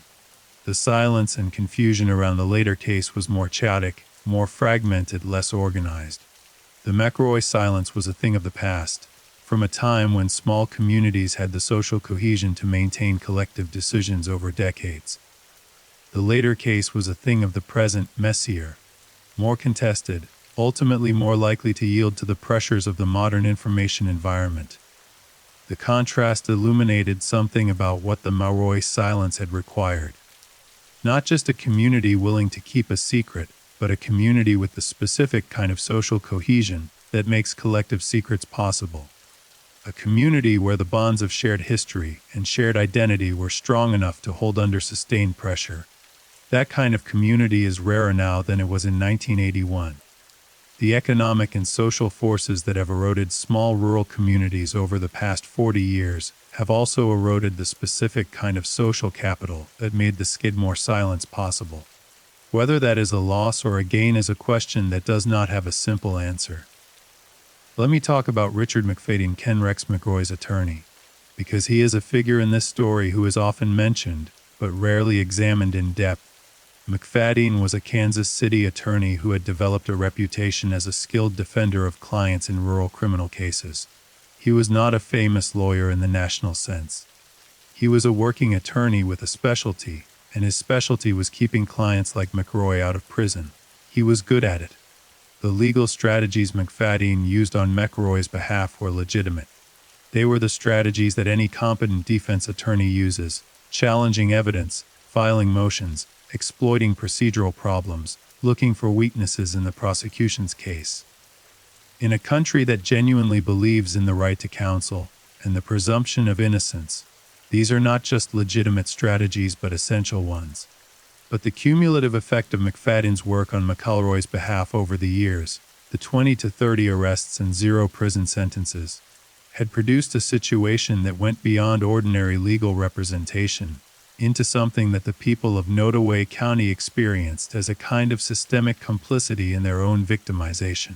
McFadyen was not responsible for Mulroy's crimes. He was not responsible for the witness intimidation that undermined so many of the cases against his client. He was doing his job, but his job, done this well for this client over this many years, had contributed to a situation where a community had been left utterly defenseless against a predator that the legal system was supposed to control. McFadyen was interviewed by journalists and investigators over the years. He spoke about the McElroy case in measured, professional terms. He expressed neither satisfaction nor regret about his work on McElroy's behalf.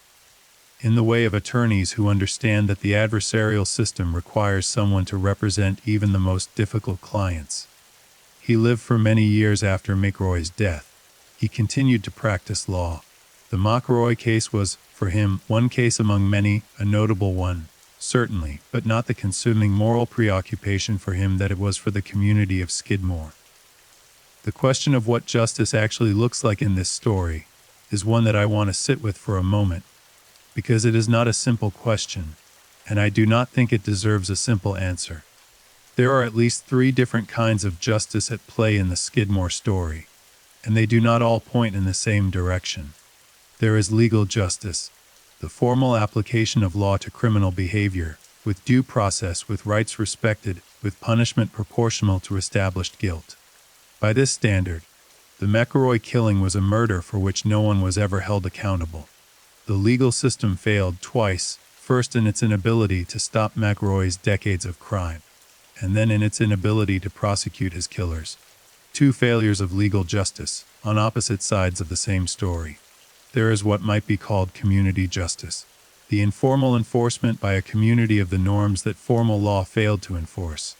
By this standard, something like justice was achieved on the morning of July 10, 1981. A man who had terrorized a community for 30 years with complete impunity was stopped. The specific harm he posed, the threat he represented to Bo Bauernkamp and to others, was permanently ended. And there is moral justice, the deeper question of whether the outcome is one that a reasonable, thoughtful person with full knowledge of all the facts can look at and say this was right, or this was wrong, or this was something in between that cannot be reduced to either. Moral justice in the McElroy case is genuinely difficult. It requires holding simultaneously the reality of what McElroy did and the reality of what was done to him. It requires acknowledging that both the community's suffering and McElroy's death were real and significant, without using one to erase the other. I do not think there is a clean answer to the moral justice question. I think it is one of those cases where the honest response is to say this was a tragedy in the classical sense, not a sad story, but a story where real wrongs on multiple sides produced an outcome that was, in some respects, inevitable, and in some respects, terrible. The people of Skidmore were real victims of real crimes for which they received no legal remedy. Ken Rex McElroy was a real person whose death was a murder in the legal sense. Committed without due process, without a fair hearing, without any of the protections that the law is supposed to provide. Both of these things are true. And the question of how to hold both of them at once, without letting either one cancel out the other, is the question that this case has been asking for 40 years. The geography of Nottoway County matters to this story in ways that are easy to underestimate. Northwest Missouri is an agricultural landscape of a specific and particular character. The land is flat, or nearly so, the glacial plains that extend from Iowa southward through Missouri, broken by the occasional draw or creek bottom, covered in corn and soybeans and the occasional cattle pasture. The sky is enormous here, the kind of sky that city people find either beautiful or oppressive, and the distances between farms and between towns are real distances, not the close-packed geography of more populated regions. In 1981, this geography had specific implications for law enforcement. The Nottoway County Sheriff's Department covered an area of more than 500 square miles with a staff that was, by any measure, too small for the task. Response times to rural complaints were measured not in minutes, but in tens of minutes or longer. The practical ability of law enforcement to provide real-time protection to rural residents who were being threatened or harassed was genuinely limited. McElroy understood this. He had grown up in this landscape. He knew the distances and the response times and the practical limitations of law enforcement in a way that shaped his entire criminal career. He operated in the gaps between where law enforcement was and where it could realistically be, and he did so with the confidence of someone who had never been seriously interrupted. The geography was not the only reason the legal system failed to stop McElroy, but it was a real factor, one that compounded the effects of witness intimidation and legal maneuvering, and the other elements that have already been discussed. The distance between a rural family and the nearest law enforcement officer, in those flat miles of northwest Missouri, was part of what made McElroy's particular style of predation possible.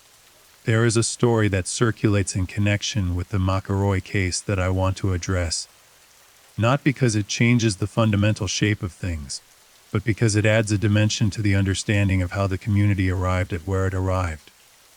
The story goes like this: that in the weeks before the shooting, there had been conversations among some of the men of the community about what might be done about McElroy.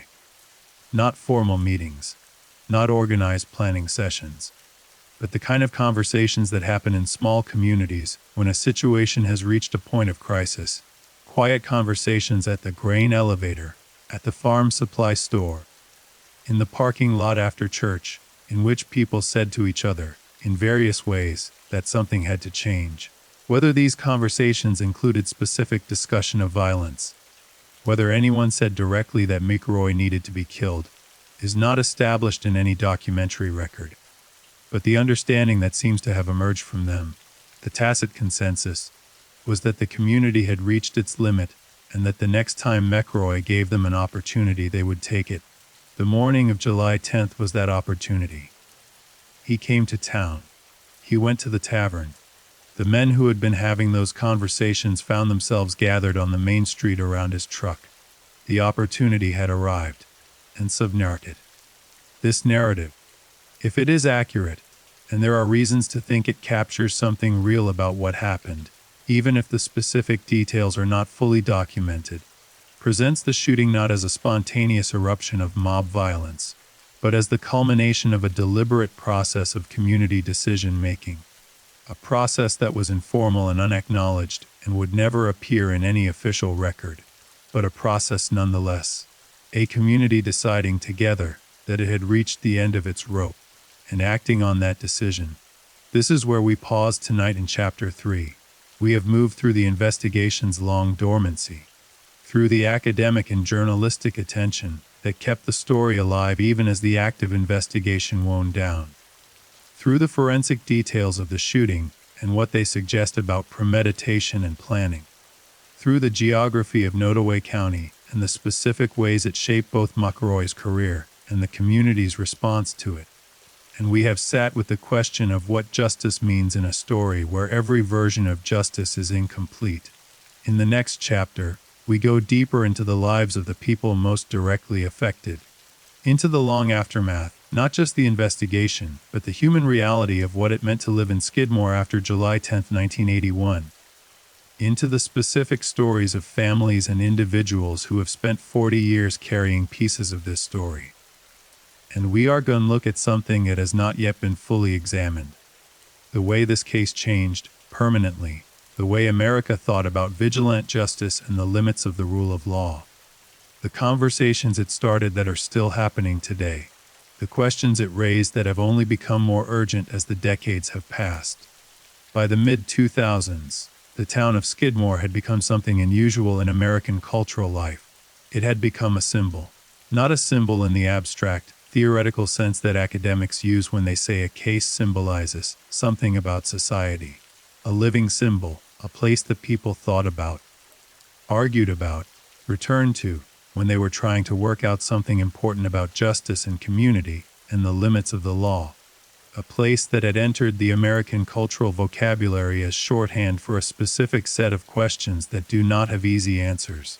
When journalists and commentators and ordinary people wanted to discuss vigilante justice, they said Skidmore.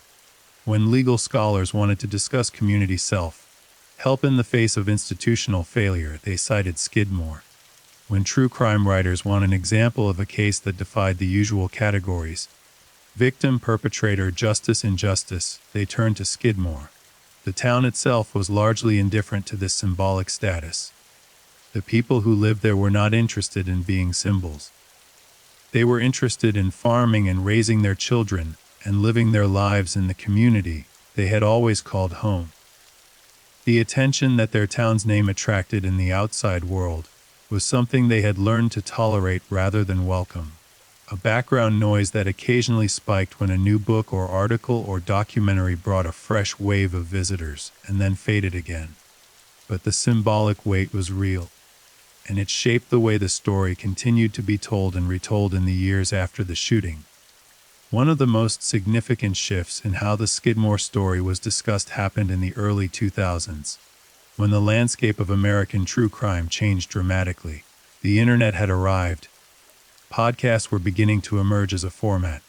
The community of people interested in true crime, always significant, but previously distributed across books and magazines and television programs, and limited in their ability to interact with each other, began to coalesce online into a sprawling, interconnected network of discussion and analysis. The McElroy case was perfectly suited to this new environment. It was a story with no resolution, no conviction, no sentence. No official answer to the question of who had pulled the trigger. It was a story with genuine moral complexity, the kind of complexity that generates argument and discussion rather than consensus. It was a story with a cast of real, specific, fully human characters who could be researched and discussed and debated. And it was a story that raised questions about justice, about community, about the law that were not going away, that were, if anything, becoming more urgent in an America that was increasingly anxious about the relationship between communities and the institutions that were supposed to serve them. Online discussion communities dedicated to true crime found the McElroy case and embraced it. Threads appeared, running to hundreds of posts, in which people with widely varying backgrounds and perspectives worked through the moral and legal dimensions of what had happened in Skidmore. Legal professionals and law students brought expertise. People from rural communities brought lived experience. People from urban environments brought different frameworks and different assumptions. The discussions were often heated, sometimes remarkably sophisticated, occasionally illuminating in ways that formal academic analysis had not managed to be. The collective intelligence of thousands of people thinking carefully about a problem can produce genuine insight, and some of the online discussion of the McElroy case produced exactly that. What the discussions could not produce for all their energy and intelligence, was new information. The wall of silence around the specific events of July 10, 1981 was as impenetrable to online researchers as it had been to professional investigators. The people of Skidmore were not participating in Reddit threads or true crime forums.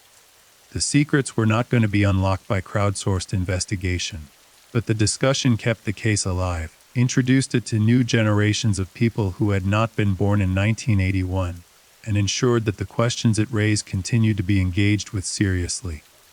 In 2012, Harry McLean, the journalist who had an original definitive book on the case in 1988, published a follow-up piece revisiting the story more than 2 decades later. McLean had continued to follow Skidmore over the years. He had maintained relationships with some members of the community, had tracked the developments in the case and in the lives of the people involved. His return to the story was not a simple retrospective, it was an attempt to assess what, if anything, had changed in the more than 20 years since the original book. What McLean found was, in broad terms, continuity. The silence held. The investigation remained cold. The key figures in the story were older, some of them significantly so, but those who were still living had not changed their positions. They had not, as they aged and faced the natural human confrontation with mortality that comes in the later years of a life, decided to finally speak. McLean wrote about this with a combination of respect and melancholy.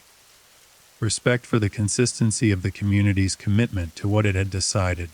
Melancholy for the way that commitment had foreclosed certain kinds of resolution, not legal resolution, which had long since ceased to be realistic, but the kind of human resolution that comes from a story being fully told and fully heard. There were people in Skidmore who had carried pieces of this story for 30 years.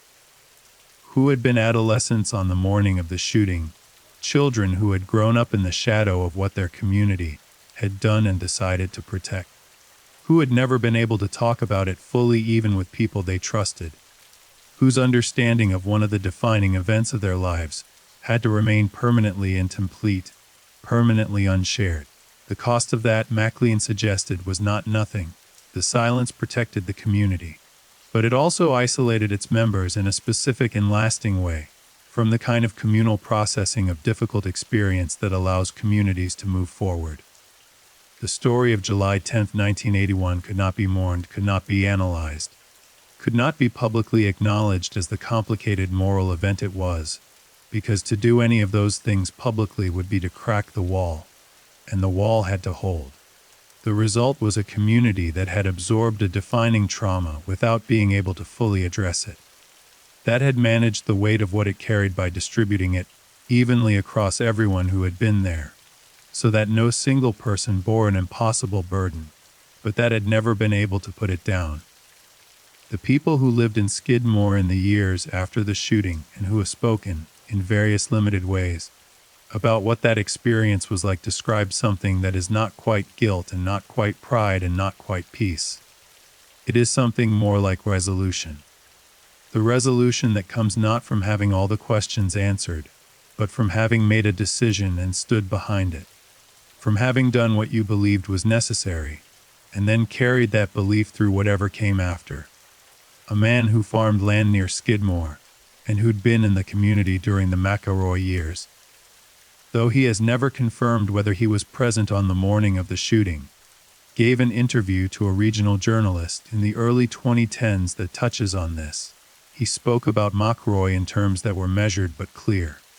He said that the man had been a predator, that he had made life genuinely dangerous for people in the county who had done nothing to deserve that danger, that the failures of the legal system to stop him had not been abstract failures. They had been specific, repeated, grinding failures that had left real people genuinely unprotected. And then he said something that the journalist found striking enough to quote directly. He said, "When it was over, the corn still needed to come in. The fences still needed mending. Life went on the way it always goes on. You deal with what happened and then you deal with what comes next." This is not the language of someone who is haunted. It is not the language of someone who has spent decades in moral agony over a decision he regrets.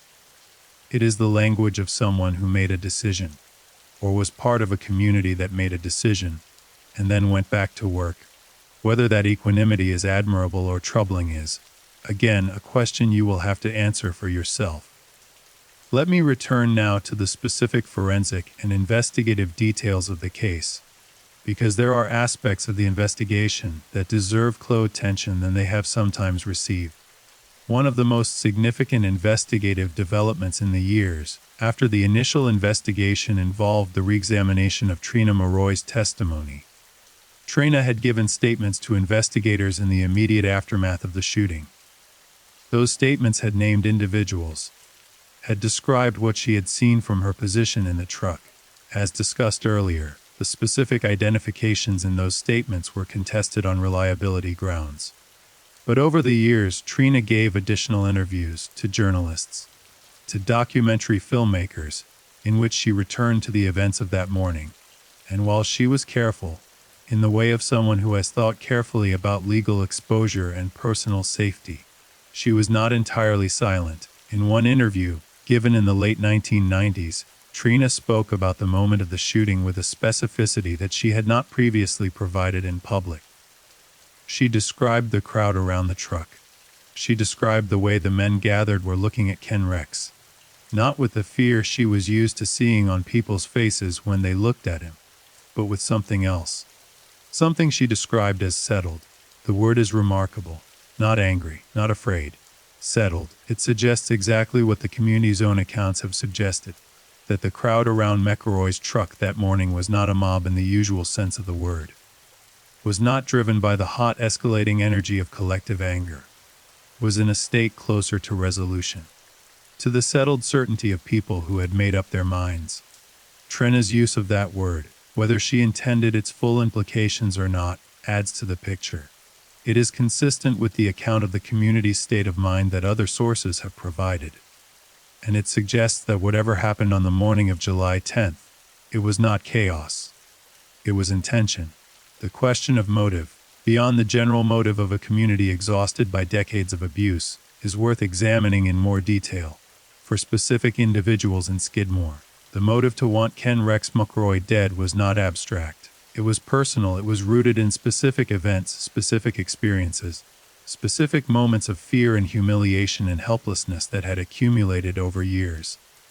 There was the man whose cattle Mulroy had rustled repeatedly, who had filed police reports that went nowhere, who had watched McElroy drive past his farm with the specific kind of satisfied contempt that communicates "I took from you, and there is nothing you can do about it."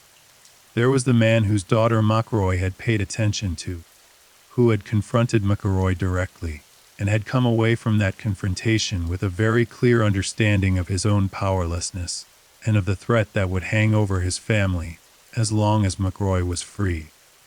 There was the man who had been at the D&G Tavern the evening of July 9, 1981, who had watched McElroy sit there with his rifle and make clear that Bo Bowenkamp was still a target, who had driven home that night knowing that the next morning there would be the same situation, McElroy free, armed, threatening, and untouchable by law. For each of these men, and for the women of the community whose fear was of a different register, but no less real, the motive was immediate, personal, and built from years of accumulated experience. This is part of why the shooting has never been neatly categorized as simple vigilant violence. It was not strangers taking the law into their own hands in response to a general principle. It was people who had been personally victimized, personally failed by every system of protection available to them, responding to a threat that was both general and immediate. The legal concept of self-defense is worth examining here, not as a formal legal argument. No one was ever charged, so no defense was ever mounted, but as a way of thinking about the moral dimensions of the shooting. Self-defense in American law generally requires that the person acting in self-defense must have a reasonable belief that they or another person face imminent harm. The threat must be immediate. The response must be proportional. The McElroy shooting does not fit neatly within a formal self-defense framework. The threat he posed on the morning of July 10th, while real, was not necessarily imminent in the legal sense. He was sitting in his truck, not actively threatening anyone in that specific moment. The response, shooting him dead, was arguably disproportionate to the immediate threat posed by a man sitting in a parked vehicle. But the concept of self-defense was not designed for a situation where the threat has been ongoing for 30 years and where every other avenue of protection has been exhausted. The law assumes that if someone threatens you today, you can call the police and the police will help. It does not have a clean framework for what to do when you have called the police hundreds of times over 30 years and it has never helped. Legal scholars have discussed this gap in the self-defense framework in the context of the McElroy case. The gap between what the law assumes and what the community of Skidmore had actually experienced was precisely the kind of gap that produced the outcome of July 10th.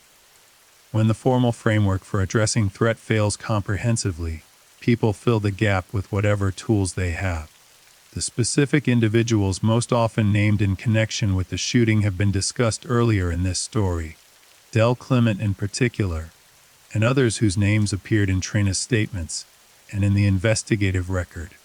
But there is another category of person worth discussing: the individuals who were present but who played no active role in the shooting, who were part of the crowd but were neither the shooters nor the organizers of whatever planning had taken place. These individuals, and there were many of them by definition, since estimates of the crowd size range from 45 to over 100 people, occupied a complicated position. They had not shot Ken Rex McElroy. They had not planned the shooting. They had come to the main street of Skidmore that morning for a range of reasons. Some because they had been at the Legion Hall meeting and had followed the crowd.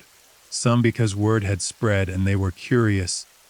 Some because they were part of a community and felt the pull of solidarity. Some for reasons they could not have fully articulated. They had not fired the shots, but they had been there. And when the investigators came, they had said nothing. The legal exposure for these individuals was different from the exposure of the shooters. Being present at the scene of a crime is not itself a crime. Choosing not to come forward as a witness is not, in most circumstances, a crime, though it can be under obstruction statutes in specific circumstances. But morally, the position of the bystanders is interesting. They had not killed anyone. They had simply been there, and then had chosen to protect those who had. They had allowed themselves to be absorbed into the collective silence.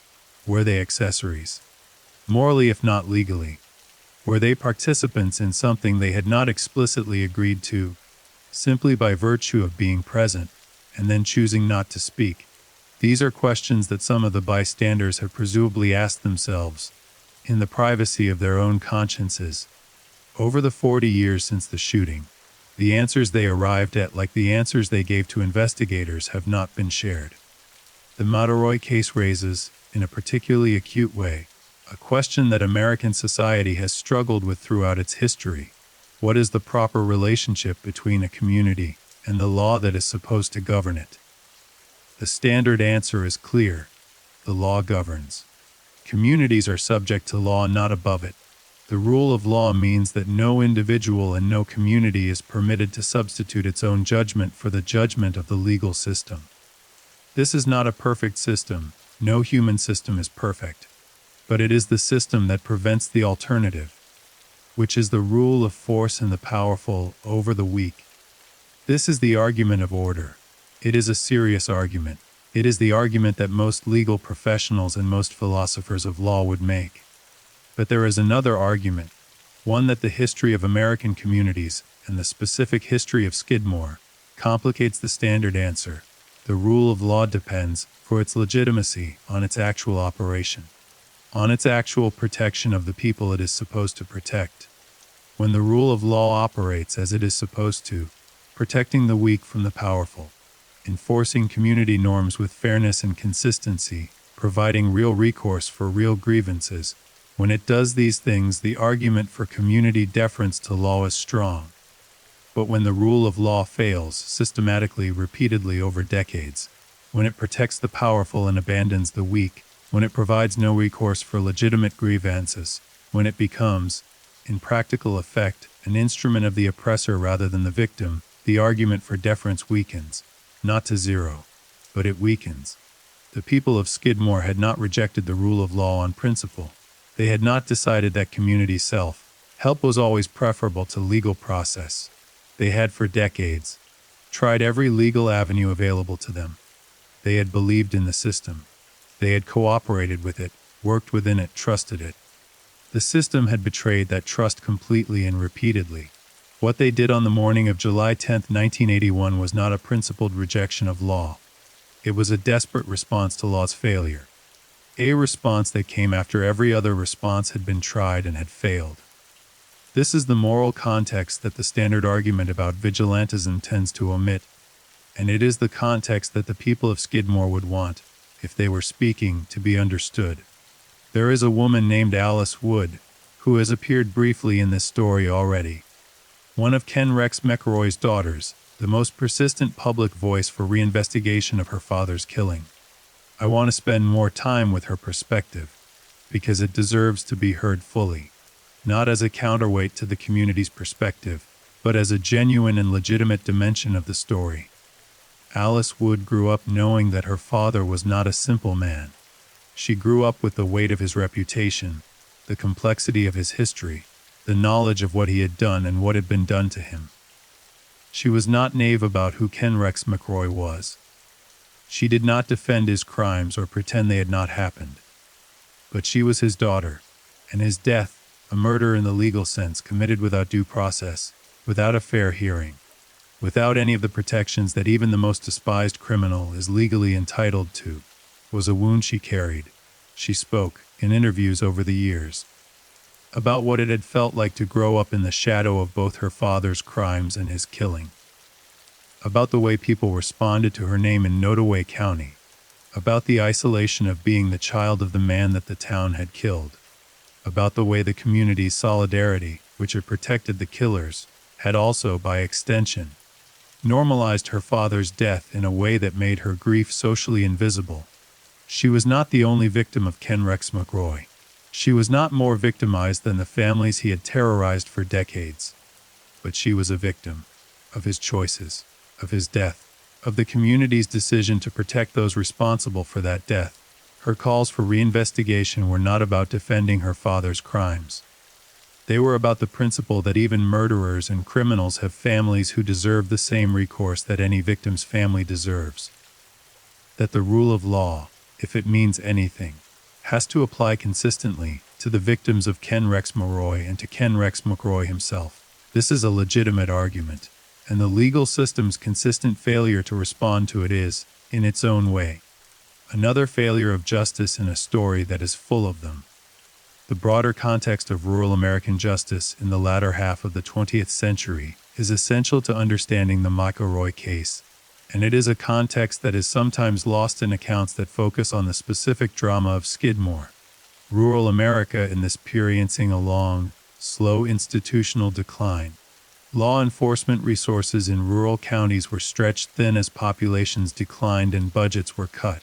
Courthouses and prosecutors' offices in small counties operated with staff levels that made thorough investigation of complex cases genuinely difficult. Public defenders were often overworked and underpaid. The whole machinery of formal justice, which in urban centers was inadequately staffed if not always well-functioning, was running on fumes in places like Nottoway County. This decline was not unique to Skidmore. It was happening across rural America, in county after county, state after state, and the effect of it, the practical effect, felt by ordinary people in ordinary communities, was a widening gap between the promise of the law and its actual delivery. In this environment, men like Ken Rex McElroy flourished, not because the system was designed to protect them, not because investigators and prosecutors were indifferent to their crimes, but because the practical capacity of an underfunded, understaffed rural justice system to pursue complex cases against determined defendants with skilled legal representation was genuinely limited.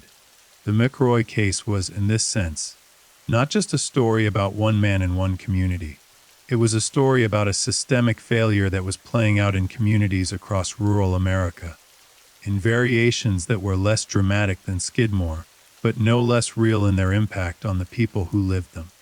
Skidmore just happened to be the place where the failure finally reached its breaking point.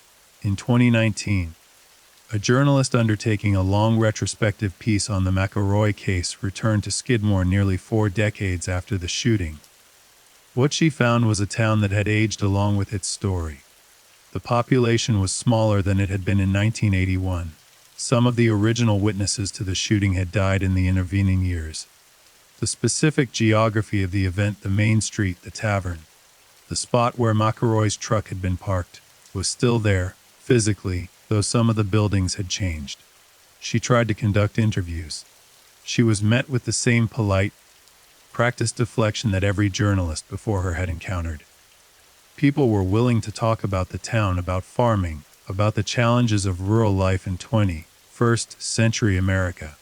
They were not willing to talk about July 10, 1981, but she noted something in her piece that is worth quoting, or rather paraphrasing, because it captures something true. The silence was beginning to have a different quality than it had in the early years after the shooting. In 1981 and through the 80s and 1990s, the silence was active, it required effort. It was a decision that was being made and maintained against external pressure. It had the quality of something defended. By 2019 it had become something more like settled fact. The people who remained in Skidmore had grown up with the silence as simply part of the town's reality. The original witnesses were old now. The story was history. The silence was no longer something they had to choose every day. It had become part of the fabric of the place, woven in so thoroughly that it no longer required conscious maintenance.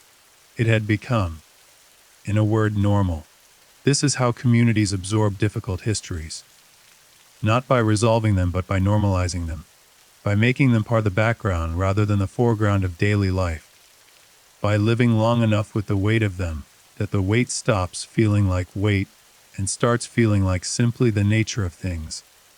The people of Skidmore had lived long enough with the silence of July 10, 1981, that it had become, for most of them, simply part of who they were and what their town was.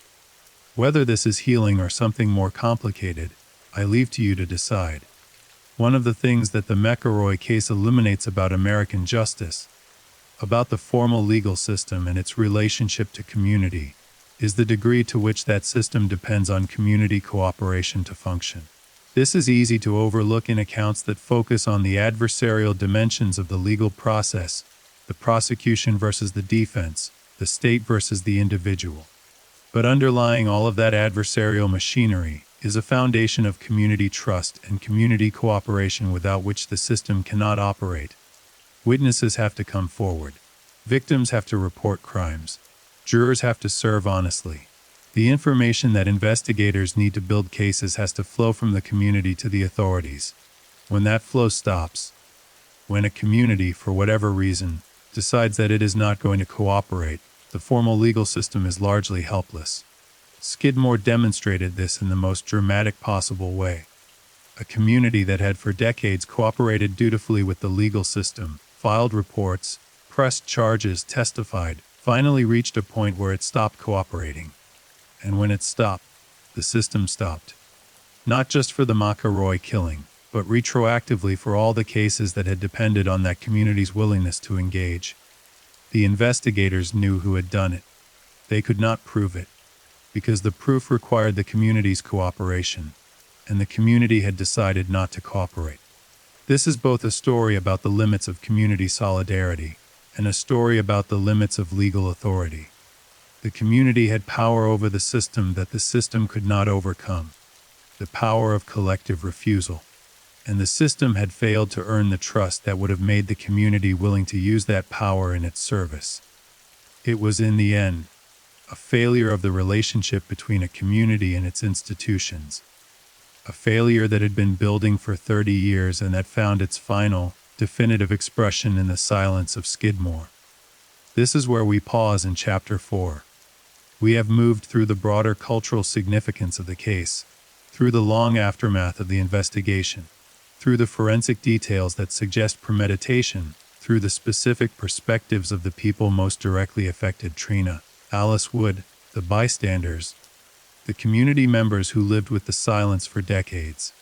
We have looked at the case in the context of rural American justice and its systematic failures. We have sat with the question of what the relationship between community and law is supposed to be, and what happens when that relationship breaks down irreparably. In the next chapter, we go into the heart of the darkness that has always been at the center of this story, the specific humanity of the people involved. The full account of what Trina McLeod's life had been. The voices of the children of Skidmore who grew up in the shadow of what their parents had done and decided and protected. The way the story lives on in the memory of a community that has never been able to fully speak about it. And we are going to look at something that has not yet been addressed directly. The question of whether the shooting of Ken Rex McRoy actually accomplished what the community intended it to accomplish. Whether the peace that followed was the peace they had hoped for. Whether the cost of what they did was worth what it bought. The years after Ken Rex McRoy's death were quieter in Skidmore, not perfect, not without struggle. The farm economy remained difficult. The population continued to shrink. The challenges of rural life in modern America did not disappear simply because one man was no longer driving through town with a rifle. But the specific terror was gone. Bo Bowenkamp could walk to his own store without fear. Families could leave their doors unlocked without lying awake listening for trucks on the gravel. Women could drive into Maryville without checking their mirrors every half-mile. The particular oppressive weight that Mulroy had pressed down on this community for 30 years had lifted, completely and permanently, on the morning of July 10, 1981. That lifting was real. The people of Skidmore felt it in their bodies, in the quality of their sleep, in the way they greeted each other across the street. The relief was not abstract. It was physical, immediate, undeniable. Whether it justified what had been done is a question each person in that community answered privately, in their own conscience, in their own time. Most of them, it appears, answered yes. The silence held, the case remained unsolved, and Skidmore went back to the quiet, ordinary work of being a small town in northwest Missouri, carrying its history the way all communities carry theirs, beneath the surface, present but unspoken, shaping everything without being named. The corn still came in every fall. The fences still needed mending. Life went on.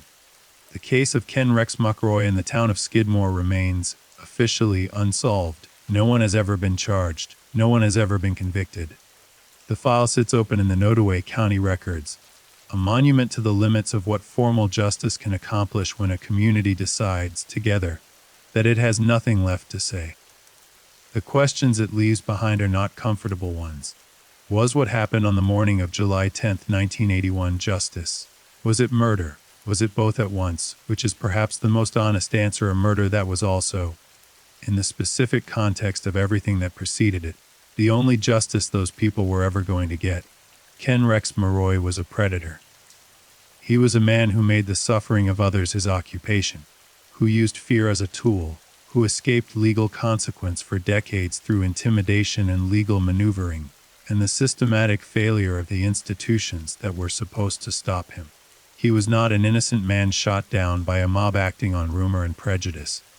He was a convicted criminal who had just threatened, again, to shoot an elderly man he had already shot once, and yet he was shot dead without trial, without due process, without any of the legal protections that even the worst among us are supposed to receive. Both of these things are true, and they will remain true, unresolved, for as long as this story is told. The people of Skidmore made a choice. They have lived with that choice for more than 40 years, quietly, steadily, without apology and without confession.